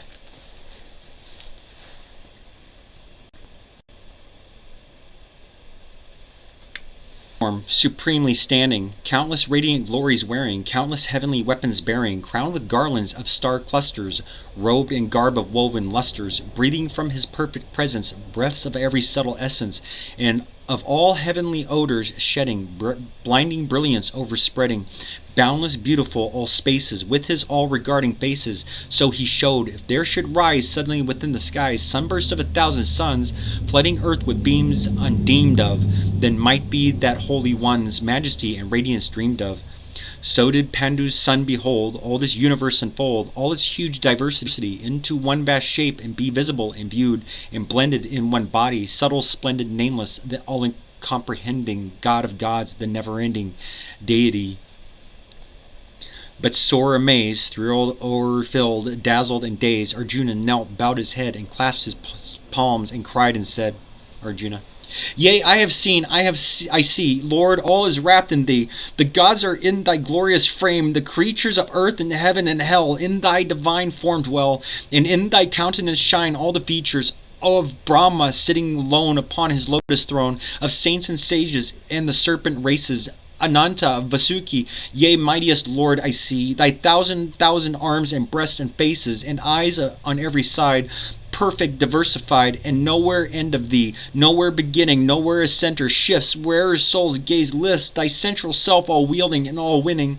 Infinite King, I see the anadem on thee, the club, the shell, the discus, see thee burning in beams of insufferable lightning, earth, heaven, and hell, with brilliance blazing, glowing, flashing, turning darkness to dazzling day. Look I whichever way, ah Lord, I worship thee, the undivided, the uttermost of thought, the treasure palace wrought to hold the wealth of the worlds, the shield provided to shelter virtue's laws, the fount whence life's stream draws all waters of all rivers of all being, the one unborn, unending, unchanging, unblending, with might and majesty, past thought, past seeing. Silver of moon and gold of sun are glories rolled from thy great eyes, thy visage beaming tender throughout the stars and skies doth to warm life's surprise. Thy universe, the worlds are filled with wonder of thy perfection, space star sprinkled in void place, from pole to pole of blue, from bound to bound, hath thee in every spot, thee, where thou art not. O holy marvelous form is nowhere found, O mystic awful one, at sight of thee made known. The three worlds quake, the lower gods draw nigh thee, they fold their palms and bow, body and breast and brow, and whispering worship loud and magnify thee. And Siddhas cry, Hail, highest majesty. From sage and singer breaks the hymn of glory in dulcet harmony, sounding the praise of thee, while countless companies take up the story. Rudras who ride the storms, the Adityas, shining forms, Vasus and Sadyas, Viswas, Ushmapas, Maruts and those great twins, the heavenly fair Aswins, Gandharvas, Rakshasas, Siddhas, and Asuras. These see thee and revere in sudden stricken fear. Yea, the world seeing thee with form stupendous, with face manifold, with eyes which all behold, unnumbered eyes, vast arms, members tremendous, flanks lit with sun and star, feet planted near and far, tushes of terror, mounts wrathful and tender. The three wide worlds before thee adore as I adore thee, quake as I quake, to witness so much splendor. I mark thee strike with skies, with front in wondrous wise, huge rainbow painted glittering, in thy mouth open, and orbs which see all things whatever be, in all thy worlds, east, west, north, and south. O eyes of God, O head, my strength of soul is fled, gone is heart's force, rebuked is mind's desire, when I behold thee so, with awful grows of brows aglow with burning glance and lips lighted by fire. Fierce as those flames which shall consume at close of all. Earth, heaven, ah me, I see no earth and heaven. Thee, Lord of lords, I see. Thee only thee. Now let thy mercy unto me be given, thou refuge of the world. Lo, to the cavern hurled of thy wide open throat, and lips white tushed, I see our noblest ones, great Dhritarashtra's sons, Bhishma, Drona, and Karna, caught and crushed. The kings and chiefs drawn in, that gaping gorge within. The best of both these armies torn and riven. Between thy jaws they lie, mangled full bloodily, ground into dust and death like streams down driven, with helpless haste which go in headlong furious flow, straight to the gulfing deeps of the unfilled ocean, so that to flaming cave those heroes great and brave pour in unending streams with helpless motion. Like moths which in the night flutter towards light, drawn to their fiery doom, flying and dying, so to their death still throng, blind, dazzled, borne along, ceaselessly all those multitudes, wild flying. Thou that hast fashioned men, devourest them again, one with another, great and small alike, the creatures whom thou makest, with flaming jaws thou takest, lapping them up. Lord God, thy terrors strike from end to end of earth, filling the life full from birth to death with deadly burning lurid dread. Ah, Vishnu, make me know, why is thy visage so? Who art thou feasting thus upon thy dead? Who, awful deity, I bow myself to thee. Namastu te devavara, proceed. O mightiest Lord, rehearse, why hast thou face so fierce? Whence doth this aspect horrible proceed? Krishna.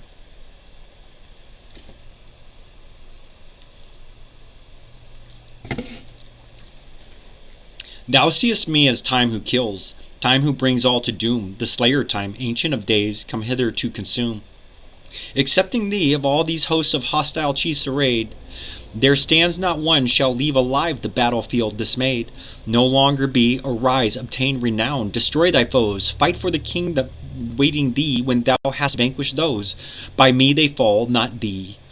The stroke of death is dealt them now, even as they show thus gallantly. My instrument art thou, strike strong-armed prince at Drona and Bhishma, strike, deal death on Karna, Jaryadratha, stay all their warlike breath. 'Tis I who bid them perish, thou wilt but slay the slain. Fight, they must fall, and thou must live, victor upon this plain. Sanjaya. Hearing mighty Keshav's word, tremblingly that helmed lord clasped his lifted palms, and praying, grace of Krishna stood there, saying, with bowed brow in accents broken, these words timorously spoken. Arjuna. Worthily, Lord of might, the whole world hath delight in thy surprising power, obeying thee. The Rakshasas in dread at sight of thee are sped to all four quarters, and the company of Siddhas sound thy name. How should they not proclaim thy majesties, divinest, mightiest? Thou Brahm, then Brahma greater, thou infinite creator, thou God of gods, life's dwelling place and rest. Thou of all souls the soul, the comprehending whole, of being formed and formless being the framer, O utmost one, O Lord, older than eld, who stored the worlds with wealth of life, O treasure claimer, who wottest all in art, wisdom thyself, O part in all, for all from thee have risen. Numberless now I see, the aspects are of thee. Vayu thou art, and he who keeps the prison of Narak, Yama dark, and Agni's a shining spark. Varuna's waves are thy waves, moon and starlight are thine. Prajapati thou art, and 'tis to thee they knelt in worshipping the old world's far light. The first of mortal men, again thou God, again, and 1,000 times be magnified, honor and worship be, glory and praise to thee. Namo Namaste cried on every side, cried here above, below, uttered when thou dost go, uttered where thou dost come. Namo we call, Namostu, God adored, Namostu, nameless Lord, hail to thee, praise to thee, thou one and all. For thou art all, yea, thou. Ah, if in anger now thou shouldst remember I did think thee friend, speaking with easy speech, as men use each to each. did call thee Krishna, prince, not nor comprehend thy hidden majesty, the might, the awe of thee, did in my heedlessness, or in my love, on journey or in jest, or when we lay at rest, sitting at council, straying in the grove, alone or in the throng, do thee most holy wrong. Be thy grace granted for that witless sin, for thou art, now I know, Father of all below, of all above, of all the worlds within, Guru of gurus, more to reverence and adore than all which is adorable and high. How in the wide worlds three should any equal be? Should any other share thy majesty? Therefore with body bent and reverent intent I praise and serve and seek thee, asking grace, as father to a son, as friend to friend, as one who loveth to his lover, turn thy face, and gentleness on me. God is it I did see, this unknown marvel of thy form, but feared mingles with joy. Retake, dear Lord, for pity's sake, thine earthly shape with earthly eyes may bear. Be merciful and show the visage that I know. Let me regard thee as of yore arrayed, with disc and forehead gem, with mace and anadem, thou that sustaineth all things undismayed. Let me once more behold the form I loved of old. Thou of the thousand arms and countless eyes, this frightened heart is fain to see restored again my charioteer in Krishna's kind disguise. Krishna.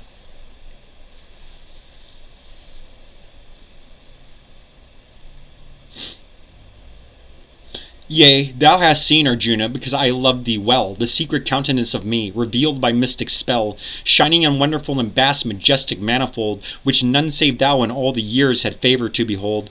Nor for not by Vedas cometh this, nor sacrifice, nor alms, nor works well done, for penance long, nor prayers, nor chanted psalms, that mortal eyes should bear to view the immortal soul unclad. Prince of the Kurus, this was kept for thee alone, be glad. Let no more trouble shake thy heart, because thine eyes have seen my terror with my glory. As I before have been, so will I be again for thee. With lighted heart behold, once more I am thy Krishna, the form thou knewest of old. Sanjaya.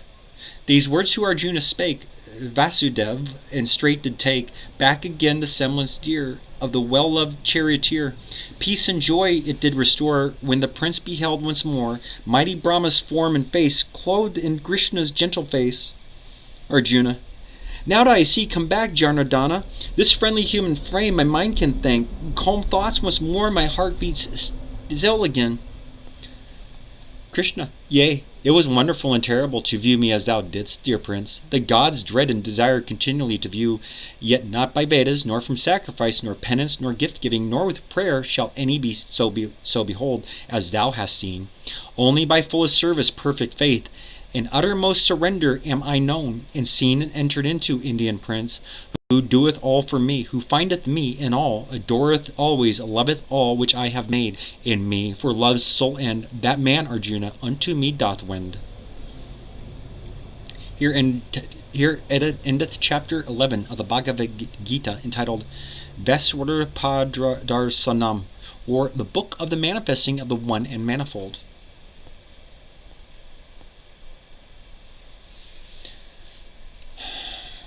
All right. If you go ahead and put your if you're watching or recording this, go ahead and fast forward.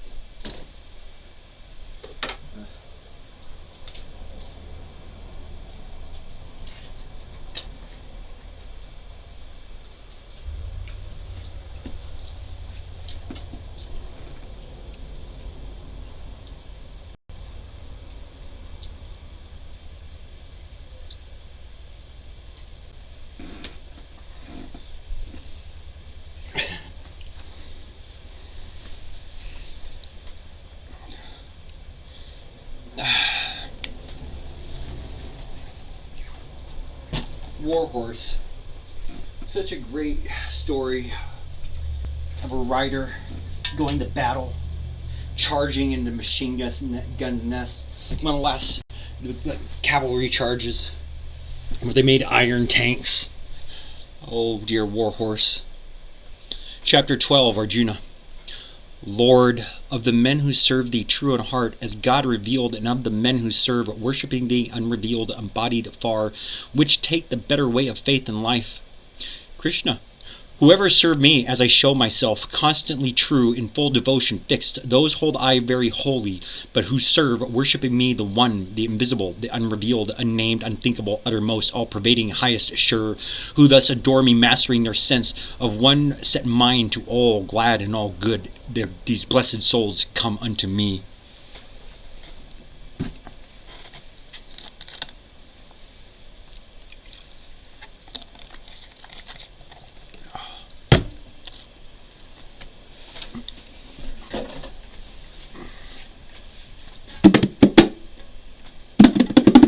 Yet hard the travail is, as such as bend their minds, to reach the unmanifest, that viewless path, scarce be trod by man bearing the flesh. But whereso any doeth all his deeds, renouncing self for me, full of me, fixed to serve only the highest night and day, musing on me, him will I swiftly lift forth from life's ocean of distress and death, whose soul clings fast to me. Cling thou to me, clasp me with heart and mind, so thou shalt dwell surely with me on high. But if thy thought droops from such height, if thou best weakest to set body and soul upon me constantly, despair not, and give me lower service, seek to reach me, worshipping with steadfast will. And if thou canst not worship steadfastly, work for me, toil in works pleasing to me. For he that laboureth right for love of me shall finally attain. But if in this the faint heart fails, bring me thy failure, find refuge in me. Let fruits of labour go, renouncing hope for me. With lowliest hearts so shalt thou come, for though to know is more than diligence, yet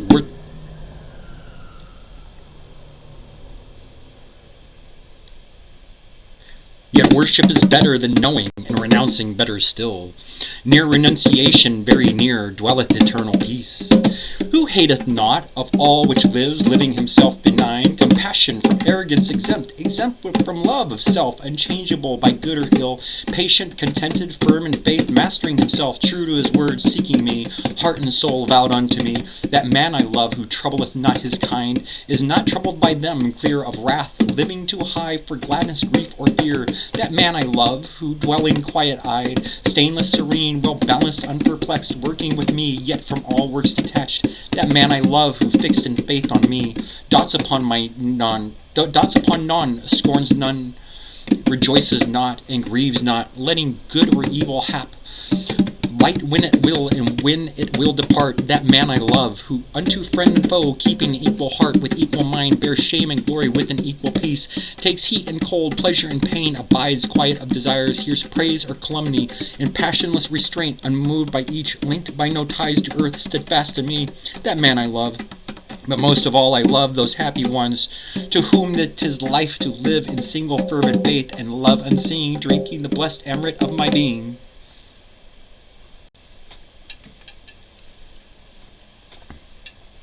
Wait, the amrit of my being.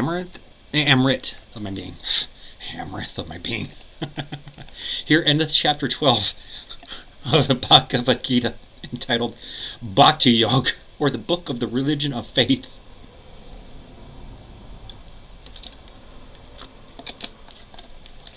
Chapter 13.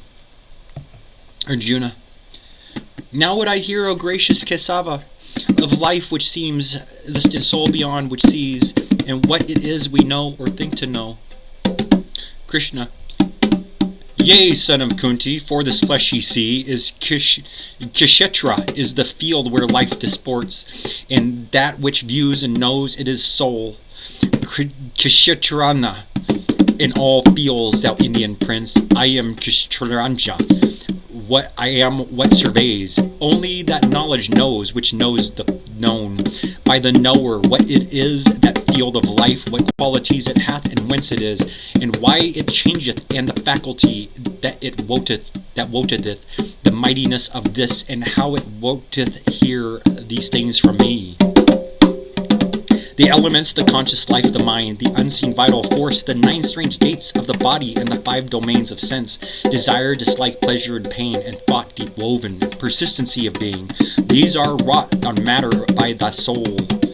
Humbleness, truthfulness, and harmlessness, patience and honor, reverence for the wise, purity, constancy, self-control, contempt of sense delights, self-sacrifice, perception of the certitude of ill in birth, death, age, disease, suffering, and sin, attachment, lightly holding unto home, children and wife, and all that bindeth men, an ever tranquil heart in fortune's good and fortune's evil, with a will set firm to worship me only, ceasing not, loving all solitudes and shunning noise of foolish crowds, endeavors resolute to reach perception of the utmost soul, and grace to understand what gain it were so to attain. This is true wisdom, prince, and what is otherwise is ignorance. Now I will speak of knowledge best to know, that truth which giveth man amrit to drink, the truth of him, the Parabrahm, the all, the uncreated, not asat, not sat, not formed, nor the unformed, yet both and more, whose hands are everywhere, and everywhere planted his feet, and everywhere his eyes beholding, and his ears in every place, hearing, and all his faces everywhere, enlightening and encompassing his worlds, glorified in the senses he hath given, yet beyond sense he is, sustaining all, yet dwells he unattached to forms and modes, master, yet neither form nor mode hath he. He is within all beings and without, motionless yet still moving, not discerned, for subtly of instant presence, close to all, to each, yet measurelessly far, not manifold, yet subsisting still, in all which lives forever to be known, as the sustainer, yet at the end of times he maketh all to end, and recreates the light of lights. He is in the heart of the dark, shining eternally. Wisdom he is in wisdom's way, and guide of all the wise, planted in every heart. So I have told of life's stuff in the molding, and the lore to comprehend. Whoso adoring me perceiveth this shall surely come to me. Know thou that nature and the spirit both have no beginning. Know that qualities and changes of them are by nature wrought. That nature puts to work the acting frame, but spirit doth inform it, and so cause feeling of pain and pleasure. Spirit linked to molded matter entereth unto bond with qualities of nature framed, and thus married to matter breeds the birth again, in good or evil yonis. Yet is this, yea, in his bodily prison, spirit pure, spirit supreme, surveying, governing, guarding, possessing, lord and master, still Purusha, ultimate, one soul with me. Whoso thus knows himself and knows his soul, Purusha, working through the qualities, with nature's modes, the light hath come for him. Whatever flesh he bears, never again shall he take on its load. Some few there be by meditation find the soul, in self-schooled, and some by long philosophy, and holy life reach thither. Some by works, some never so attaining, hear of light from other lips and sees, and cleave to it, worshipping, yea, to those to teaching true, overpass death. Wherever Indian prince, life is, of moving things, or things unmoved, plant or still seed, no, that is there hath grown, by bond of matter and of spirit, no, he sees indeed, who sees in all alike, the living lordly soul, the soul supreme, imperishable amid the perishing. For whoso thus beholds in every place and every form the same one living life, doth no more wrongfulness unto himself, but goes the highest road which brings to bliss. Seeing he sees indeed, who sees that works are nature's wont, for soul to practice by acting, yet not the agent, sees the mass of separate living things, each of its kind, issue from one and blend again to one. Then hath he Brahma he attains. O Prince, that ultimate high spirit, uncreate, unqualified, even when it entereth flesh, taketh no stain of acts, worketh in naught, like to the ethereal air pervading all, which for the sheer subtlety avoiding taint. The subtle soul sits everywhere, unstained, like to the light of the all-piercing sun, which is not changed by aught it shines upon. The soul's light shineth pure in every place, and they who by such an eye of wisdom see how matter and what deals with it divide, and how the spirit and the flesh have strife, those wise ones go the way which leads to life.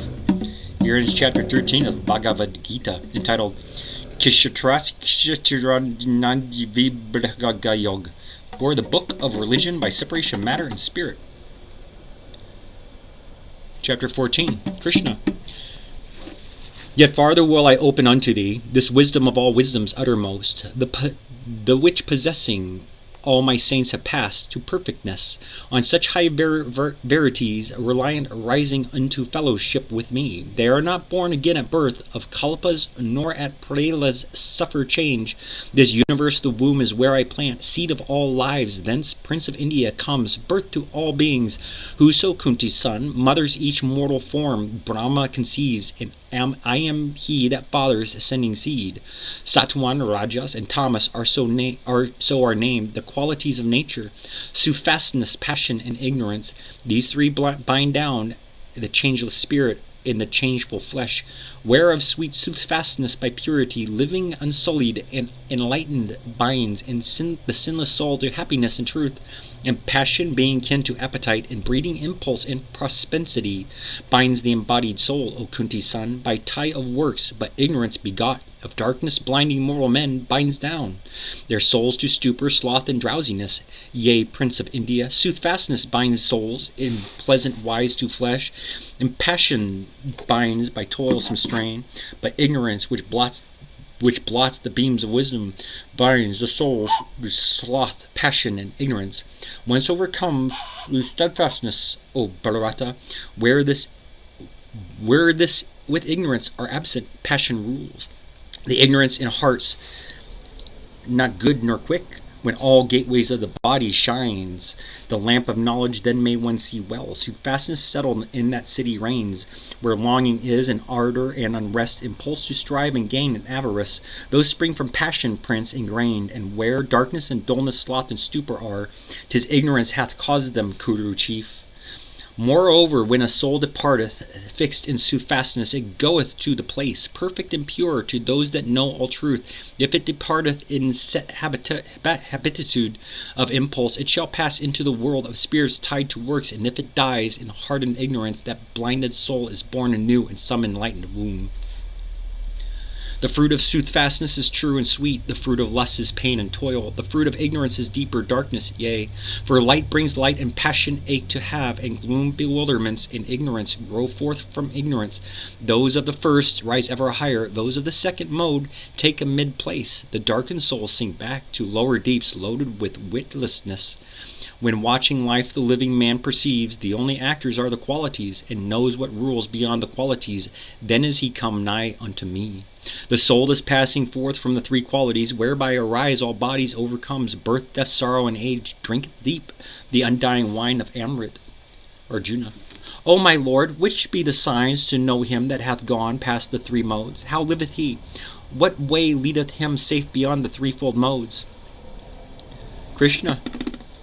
He who with equanimity strays, luster of goodness, strife, or passion, sloth of ignorance, not angry if they are, not wistful when they are not. He who sits a sojourner, stranger in their midst, unruffled, standing off, saying serene, when troubles break, these be the qualities. He unto whom self-centered grief and joy sound as one word, to whose deep-seeing eyes the clod, the marble, and the gold are one, whose equal heart holds the same gentleness for lovely and unlovely things, firm set, well pleased in praise and dispraise, satisfied with honor or dishonor, unto friends and unto foes alike in tolerance, detached from undertakings, he is named surmounter of the qualities, and such with single fervent faith adoring me, passing beyond the qualities, conforms to Brahma and attains me. For I am that whereof Brahma is the likeness mine, the Amrit is, and immortality is mine, and mine perfect felicity. Here ends chapter 14 of the Bhagavad-Gita, entitled Gunatraya Vibhagayoga, or the Book of Religion by Separation from the Qualities. Chapter 15. Krishna. Men call the aswatha the banyan tree, which hath its boughs beneath, its roots above, the ever holy tree, yea, for its leaves are green and waving hymns which whisper truth. Who knows the aswatha knows Veds and all. Its branches shoot to heaven and sink to earth, even as the deeds of men which take their birth from qualities, its silver sprays and blooms, and all the eager verdure of its girth leap to quick life at kiss of sun and air, as men's lives quicken to the temptings fair of wooing sense. Its hangings rootless seek the soil beneath, helping to hold it there. As actions wrought amid this world of men bind them by ever tightening bonds again.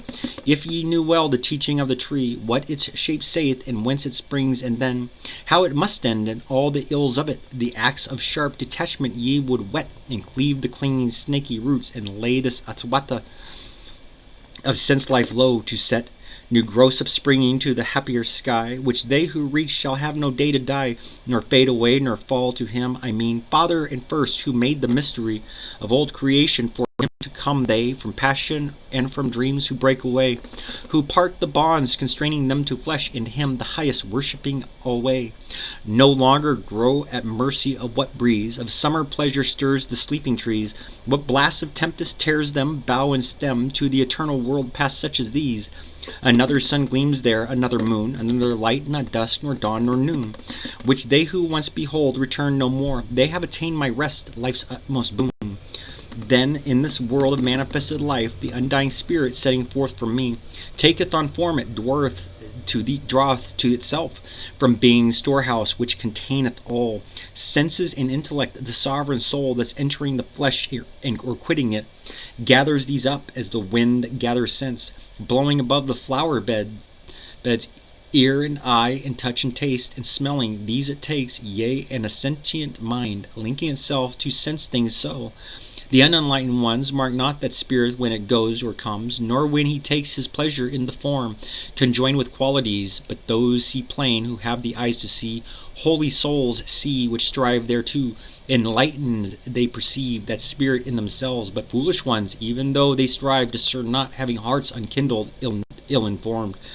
Know too, from me shineth the gathered glory of the suns, which lighten all the world. From me the moons draw silvery beams, and fire fierce loveliness. I penetrate the clay, and lend all shapes their living force. I glide into the plant, root, leaf, and bloom, to make the woodlands green with springing sap, becoming vital warmth. I glow in glad respiring frames, and pass with outward and with inward breath, to feed the body by all meats. For in this world, being is twofold, the divided one, the undivided one. All things that live are the divided, and that which sits apart the undivided. Higher still is he, the highest holding all, whose name is Lord, the eternal, sovereign First, who fills all worlds, sustaining them, and dwelling thus beyond divided being and undivided. I am called of men and Vedas, life supreme, the Purushottama.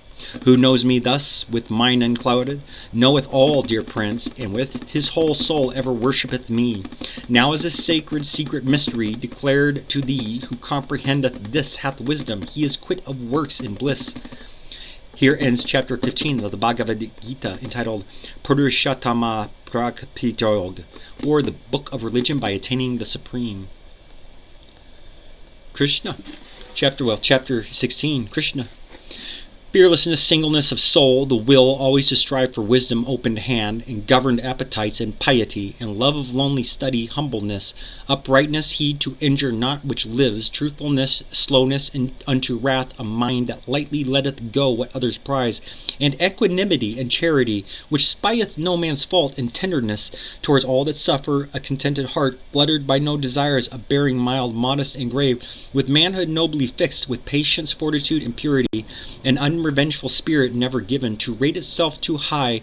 Such be the signs, O Indian prince, of him whose feet are set on that fair path which leads to heavenly birth. Deceitfulness and arrogance and pride, quickness to anger, harsh and evil speech, and ignorance to its own darkness blind. These are the signs, my prince, of him whose birth is fated for the regions of the vile. Of heavenly birth brings to deliverance, so shouldest thou know. The birth was Asuras brings into bondage. Be thou joyous, prince, whose lot is set apart for heavenly birth. Two stamps there are marked on all living men, divine and undivine. I spake to thee by what marks thou shouldest know the heavenly man. Hear from me now of the unheavenly. They comprehend not the unheavenly, how souls go forth from me, nor how they come back unto me. Nor is there truth in these, nor purity, nor rule of life. This world hath not a law, nor order, nor a lord. So say they, nor hath risen up by cause, following on cause, and perfect repose proposing, but is none other than a house of lust. And this thing of thinking, all those ruined ones, of little wit dark-minded, give themselves to evil deeds, the curses of their kind, surrendered to desires insatiable, full of deceitfulness, folly, and pride, and blindness cleaving to their errors, caught into the sinful course, they trust this lie, as it were true, this lie which leads to death, finding in pleasure all the good which is, and crying, "Here it is finisheth." Ensnared in nooses of 100 idle hopes, slaves to their passion and their wrath, they buy wealth with base deeds to glut hot appetites. Thus much today, they say, we gained, thereby such and such wish of heart shall have its fill, and this is ours, and the other shall be ours. Today we slew a foe, and we will slay our other enemy tomorrow. Look, are we not lords? Make we not goodly cheer? Is not our fortune famous, brave, and great? Rich are we, proudly born. What other men live like to us? Kill then for sacrifice, cast largesse, and be merry. So they speak, darkened by ignorance, and so they fall, tossed to and fro with projects, tricked and bound in net of black delusion, lost in lust, down to foul Naruka, conceited, fond, stubborn, and proud, dead drunken with the wine of wealth, and reckless all their offspring, or all their offerings, have but a show of reverence, being not made in piety of ancient faith, thus vowed to selfhood, force, insolence, feasting, wrath. These my blasphemers in the forms they wear, and in the forms they breed, my foemen are, hateful and hating and cruel, evil, vile, lowest and least of men, whom I cast down again and yet again at end of lives, into some devilish womb, whence birth by birth the devilish wombs respond them all. Bred they that hell are threefold, where bust the door of wrath, the door of avarice. Let a man shun those three, entering all those three gates of Narak, wendeth straight to find his peace, and comes to Swarga's gate. Here endeth chapter 16 of the Bhagavad-Gita, entitled Devasara Supad Vidbhyoyog, or the Book of the Separateness of the Divine and the Undivine. Chapter 17. If men forsake the holy Arjuna, if men forsake the holy ordinance, heedless of shastras, yet keep faith at heart and worship, what shall the state of those, great Krishna, Satwan, Rajas, Tamas? Say, Krishna. Threefold the faith is of mankind and springs from those three qualities, becoming true or passion-stained or dark, as thou shalt hear. The faith of each believer, Indian prince, conforms itself to what he truly is. Where thou shalt see a worshipper, that one to what he worshipped lives assimilate. Such is the shrine, so is the votary. The soothfast souls adore true gods. The souls obeying Rajas worship Rakshasas, or Yakshas, and the men of darkness pray to Pretas and to Bhuttas, yea, and those who practice bitter penance not enjoined by rightful rule, penance which hath its root in self-sufficient proud hypocrisies. Those men passion beset, violent, wild, torturing the witless ones, my elements, shut in fair company within their flesh, nay, me myself present within the flesh, know them to devils devoted, not to heaven. For like as foods are threefold for mankind, in nourishing, so is their threefold way of worship, abstinence and almsgiving. Hear this of me, there is a food which brings force, substance, strength, and health, and joy to live, being well seasoned, cordial, comforting. The soothfast meat, and there be foods which brings aches and unrest, and burning blood and grief, being too biting, heating, salt, and sharp, and therefore craved by too strong appetite. And there is foul food kept from overnight, savorless, filthy, which the foul will eat, a feast of rottenness, meat for the lips of such as love the darkness. Thus with rites, a sacrifice not rewardment made, offered in rightful wise, when he who vows saith with heart devout, this I should do, a soothfast rite, but sacrifice for gain, offered for good repute. Be sure that this, O best of Bharatas, is Rajas right, with stamp of passion and a sacrifice, offered against the laws, with no due dole of food giving, with no accompaniment of hallowed hymn, nor largess to the priests, is faithless celebration. Call it vile, the deed of darkness lost. Worship of gods, meriting worship, lowly reverence of twice-borns, teachers, elders, purity, rectitude, and the Brahmacharya's vow, and not to injure any helpless thing. These make a true religiousness of act. Words causing no man woe, words ever true, gentle and pleasing words, and those ye say, murmured reading of a sacred writ.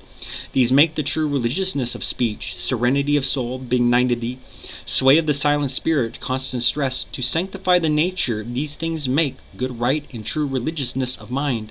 Such threefold faith and highest piety, keep with no hope of gain, by hearts devote, is perfect work for Satwan true belief. Religion shown in act of proud display, to win good entertainment, worship, fame, such, say I, is of Rajas rash and vain. Religion followed by a witless will, to torture self, or come at power to hurt another, 'tis of Thomas dark and ill. The gift lovingly given, when one shall say, now must I gladly give, when he who takes can render nothing back, made in due place, due time, and to meet a recipient, is gift of Satwan fair and profitable. The gift selfishly given, where to receive, where is hoped again, or when some end is sought, or where the gift is proffered with a grudge, this is of Rajas, stained with impulse ill. The gift churlishly flung at evil time, in wrongful place to base recipient, made in disdain or harsh unkindliness, is gift of Tamas dark, it doth not bless. Here in the chapter 17 of the Bhagavad-Gita, entitled Shratta Treya Vibhugo Yoga, or the Book of Religion of the Threefold Kinds of Faith. Chapter 18, Arjuna. Fain would I better know, thou glorious one, the very truth, heart's Lord, of sannyas, abstention and enunciation, Lord. Tyaga, what separates these twain? Krishna. The poets rightly teach that sannyas is the foregoing of all acts which spring out of desire in their wisest say. Tyaga is renouncing fruit of acts. There be among the saints some who have held all actions sinful to be renounced, and some who answer, nay, the goodly acts as worship, penance, and alms.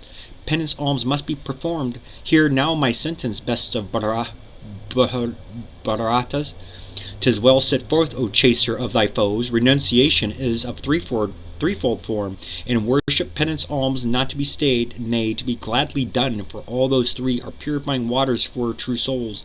Yet must be practiced even those high works, in yielding up attachment and all fruit produced by works. This is my judgment, Prince, this is my insuperable and fixed degree. Abstaining from a work by right prescribed never is meet, so to abstain doth spring from darkness, and delusion teacheth it. Abstaining from a work grievous to flesh, when one saith 'tis unpleasing, this is null. Such an one acts from passion, not of gain, wins his renunciation. But Arjun, abstaining from attachment to the work, abstaining from rewardment in the work, while yet one doeth in full faithfully, while yet one doeth it full faithfully, saying, 'tis right to do, that is true act in abstinence. Who doeth duty so, unvexed if his work fail, if it succeed, unflattered, in his own heart justified, quit of debates and doubts, his is true act. For being in body none may stand, wholly aloof from act, yet who abstains from profit of his acts is abstinent. The fruit of labors in the lives to come is threefold for all men, desirable and undesirable, and mixed of both. But no fruit is at all where no work was. Hear from me, long-armed Lord, the makings 5 which go to every act, in Sankhya, taught as necessary. First the force, then the agent, next the various instruments, fourth the especial effort, fifth the God. What work soever any mortal doth, of body, mind, or speech, evil or good, by these 5 doth he that, which being thus, whoso for lack of knowledge seeth himself as the sole actor, knoweth not at all, and seeth not. Therefore I say, if one, holding aloof from self with unstained mind, should slay all yonder host, being bid to slay, he doth not slay, he is not bound thereby. Knowledge, the thing known, and the mind which knows, these make the threefold starting ground of act, the actor, and the instrument. These make the threefold total of the deed. But knowledge, agent, act are differenced by 3 dividing qualities.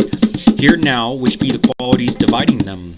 There is true knowledge. Learn thou it is this, to see one changeless life in all the lives, and in the separate one inseparable. There is imperfect knowledge. What and that which sees the separate existence apart, and being separated holds them real.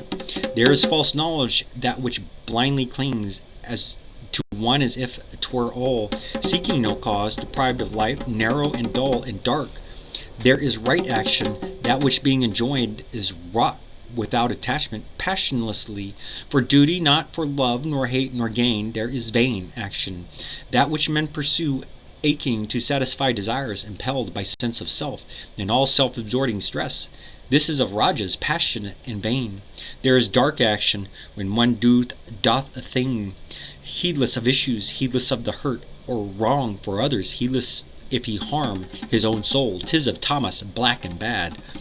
There is the rightful doer, he who acts free from self-seeking, humble, resolute, steadfast in good or evil, hap the same, content to do aright, he truly acts. There is the impassioned doer, he that works from impulse, seeking profit, rude and bold, to overcome and chastened, slave by turns, of sorrow and of joy, of Rajas he. And there be evil doers, loose of heart, low-minded, stubborn, fraudulent, remiss, dull, slow, despondent, children of the dark. Here too of intellect and steadfastness, the threefold separation, conqueror prince, and these are set apart by qualities. Good is the intellect which comprehends the coming forth and going back of life, what must be done and what must not be done, what should be feared and what should not be feared, what binds the emancipates the soul. That is the Satwan prince. Of soothfastness marred is the intellect which, knowing right and knowing wrong, and what is well to do and what must not be done, yet understands not with firm mind, nor as the calm truth is. This is of Rajas prince, and passionate. Evil is intellect which, wrapped in gloom, looks upon wrong as right, and sees all things contrawise of truth. O Prita's son, that is of Thomas, dark and desperate. Good is steadfastness, whereby a man masters his beats of his heart, and his very breath of life, the action of his senses, fixed in never shaken faith and piety. That is of Satwan prince, soothfast and fair. Stained is the steadfastness whereby a man holds to his duty, purpose, effort, end, for life's sake and the love of goods to gain. Arjuna, 'tis of Raja's passion stamped. Sad is the steadfastness wherewith the fool cleaves to his sloth, his sorrows and his fears, his folly and despair. This Prith's son is born of tamas, dark and miserable. Hear further, chief of Bharatas, from me the threefold kinds of pleasure which there be. Good pleasure is the pleasure that endures, banishing pain for bitter at first as poison to the soul, but afterward sweet as the taste of amrit. Drink of that. It springeth in the spirit's deep content, and painful pleasure springeth from the bond between the senses and the sense world. Sweet as amrit is its first taste, but its last bitter as poison. 'Tis of Raja's prince, and foul and dark the pleasure is which springs from sloth and sin and foolishness. At first and at the last, all the way of life, the soul bewildering. 'Tis of Tamas prince. For nothing lives on earth, nor mist the gods in utmost heaven, but hath its being bound with these three qualities, by nature framed. The work of Brahmins, Kshatriyas, Vishyas, and Sudras, O thou slayer of thy foes, is fixed by reason of the qualities planted in each. A Brahman's virtues, prince, born of his nature, are serenity, self-mastery, religion, purity, patience, uprightness, learning, and to know the truth of things which be. At Kshatriya's pride, born of his nature, lives in valor, fire, constancy, skillfulness, spirit, and fight, and open-handedness and noble mien.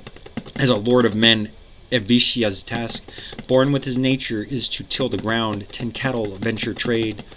A Sudra's state, suiting his nature, is to minister. Whoso performeth diligent content the work allotted him, whatever it be, lays hold of perfectness. Hear how a man findeth perfection, being so content. He findeth through worship, wrought by work, of him that is the source of all which lives, of him by whom the universe was stretched. Better thine own work is, though done with fault, than doing others' work, even excellently. He shall not fall in sin who fronts the task set him by nature's hand. Let no man leave his natural duty, prince, though it bear blame, for every work hath blame, as every flame is wrapped in smoke. Only that man attains perfect surcease of work whose work was wrought with mind unfettered, soul wholly subdued, desires for ever dead, results renounced. Learn from me, son of Kunti, also this, how one attaining perfect peace attains Brahm, the supreme, the highest height of all. Devoted with a heart grown pure, restrained in lordly self-control, foregoing wiles of song and senses, freed from love and hate, dwelling mid solitudes, in diets spare, with body, speech, and will tamed to obey, ever to holy meditation bowed, from passions liberate, quit of the self, of arrogance, impatience, anger, pride, freed from surroundings, quiet, lacking naught, such an one grows to oneness with the Brahm. Such an one, growing one with Brahm, serene, sorrows no more, desires no more his soul, equally loving all that lives, loves well me, who have made them, and attains to me. By this same love and worship doth he know me as I am, how high and wonderful, in knowing straightway enters into me, and whatsoever deeds he doeth, fixed in me, as in his refuge he hath won, for ever and ever by my grace, the eternal rest. So when thou, in thy thoughts, do all that thou dost for me, renounce for me, sacrifice heart and mind and will to me, live in faith of me. In faith of me all dangers thou shalt vanquish, by my grace, but trusting to thyself and heeding not, thou canst but perish. If this day thou sayest, relying on thyself, I will not fight, vain will the purpose prove, thy qualities would spur thee to the war. What thou dost shun, misled by fair illusions, thou wouldst seek against thy will. When the task comes to thee, waking the promptings in thy nature set, there lives a master in the hearts of men, maketh their deeds by subtle pulling strings. Dance to what tune he will, with all thy soul trust him, and take him for thy succor, prince. So, only so, Arjuna, shalt thou gain, by grace of him, the uttermost repose, the eternal place. Thus hath been opened thee this truth of truths, the mystery more hid than any secret mystery. Meditate, and as thou wilt, then act. Nay, but once more, take my last word, my utmost meaning have. Precious thou art to me, right well beloved. Listen, I tell thee, for thy comfort this. Give me thy heart, adore me, serve me, cling in faith and love and reverence to me. So shalt thou come to me, I promise true. For thou art sweet to me, and let go those rights and writ duties, fly to me alone. Make me thy single refuge, I will free thy soul from all its sins, be of good cheer. Hide the holy Krishna saith, this from him that hath no faith, him that worships not nor seeks wisdom's teachings when she speaks. Hide it from all men who mock, but wherever mid the flock of my lovers one shall teach this divinest, wisest speech, teaching in the faith to bring truth to them, an offering of all honor unto me. Unto Brahma cometh he, nay, and nowhere shall ye find any man of all mankind doing dearer deed for me, nor shall any dearer be in my earth. Yea, furthermore, whoso reads this converse order, held by us upon the plain, pondering piously and fain, he hath paid me sacrifice. Krishna speaketh in this wise. Yea, whoso, full of faith, heareth wisely what it saith, heareth meekly when he dies, surely shall his spirit rise to those regions where the blessed, free of flesh, in joyance rest. Hath this been heard by thee, O Indian prince, with mind intent? Hath all the ignorance which bred thy trouble vanished, my Arjuna? Trouble and ignorance are gone. The light hath come unto me, by thy favor, Lord. Now I am fixed, my doubt is fled away. According to thy word, so will I do. Sanjaya, the narrator. Thus gathered I the gracious speech of Krishna, O my king. Thus have I told, with heart athrill, this wise and wondrous thing. By great Vyasa's learning writ, how Krishna's self made known, the yoga being yoga's lord. So is the high truth shown. And when I remember, O Lord my king, again Arjuna and the god in talk, and all this holy strain, great is my gladness when I muse that splendor passing speech. Of hearty, visible, and plain, there is no tongue to reach my marvel and my love and bliss. O archer prince, all hail. O Krishna, Lord of Yoga, surely there shall not fail blessing and victory and power for thy most mighty sake. Where this song comes of Arjuna, and how with God he spake. Here ends with chapter 18, entitled Moksha Yoga, or the Book of Religion of Deliverance and Renunciation. All right.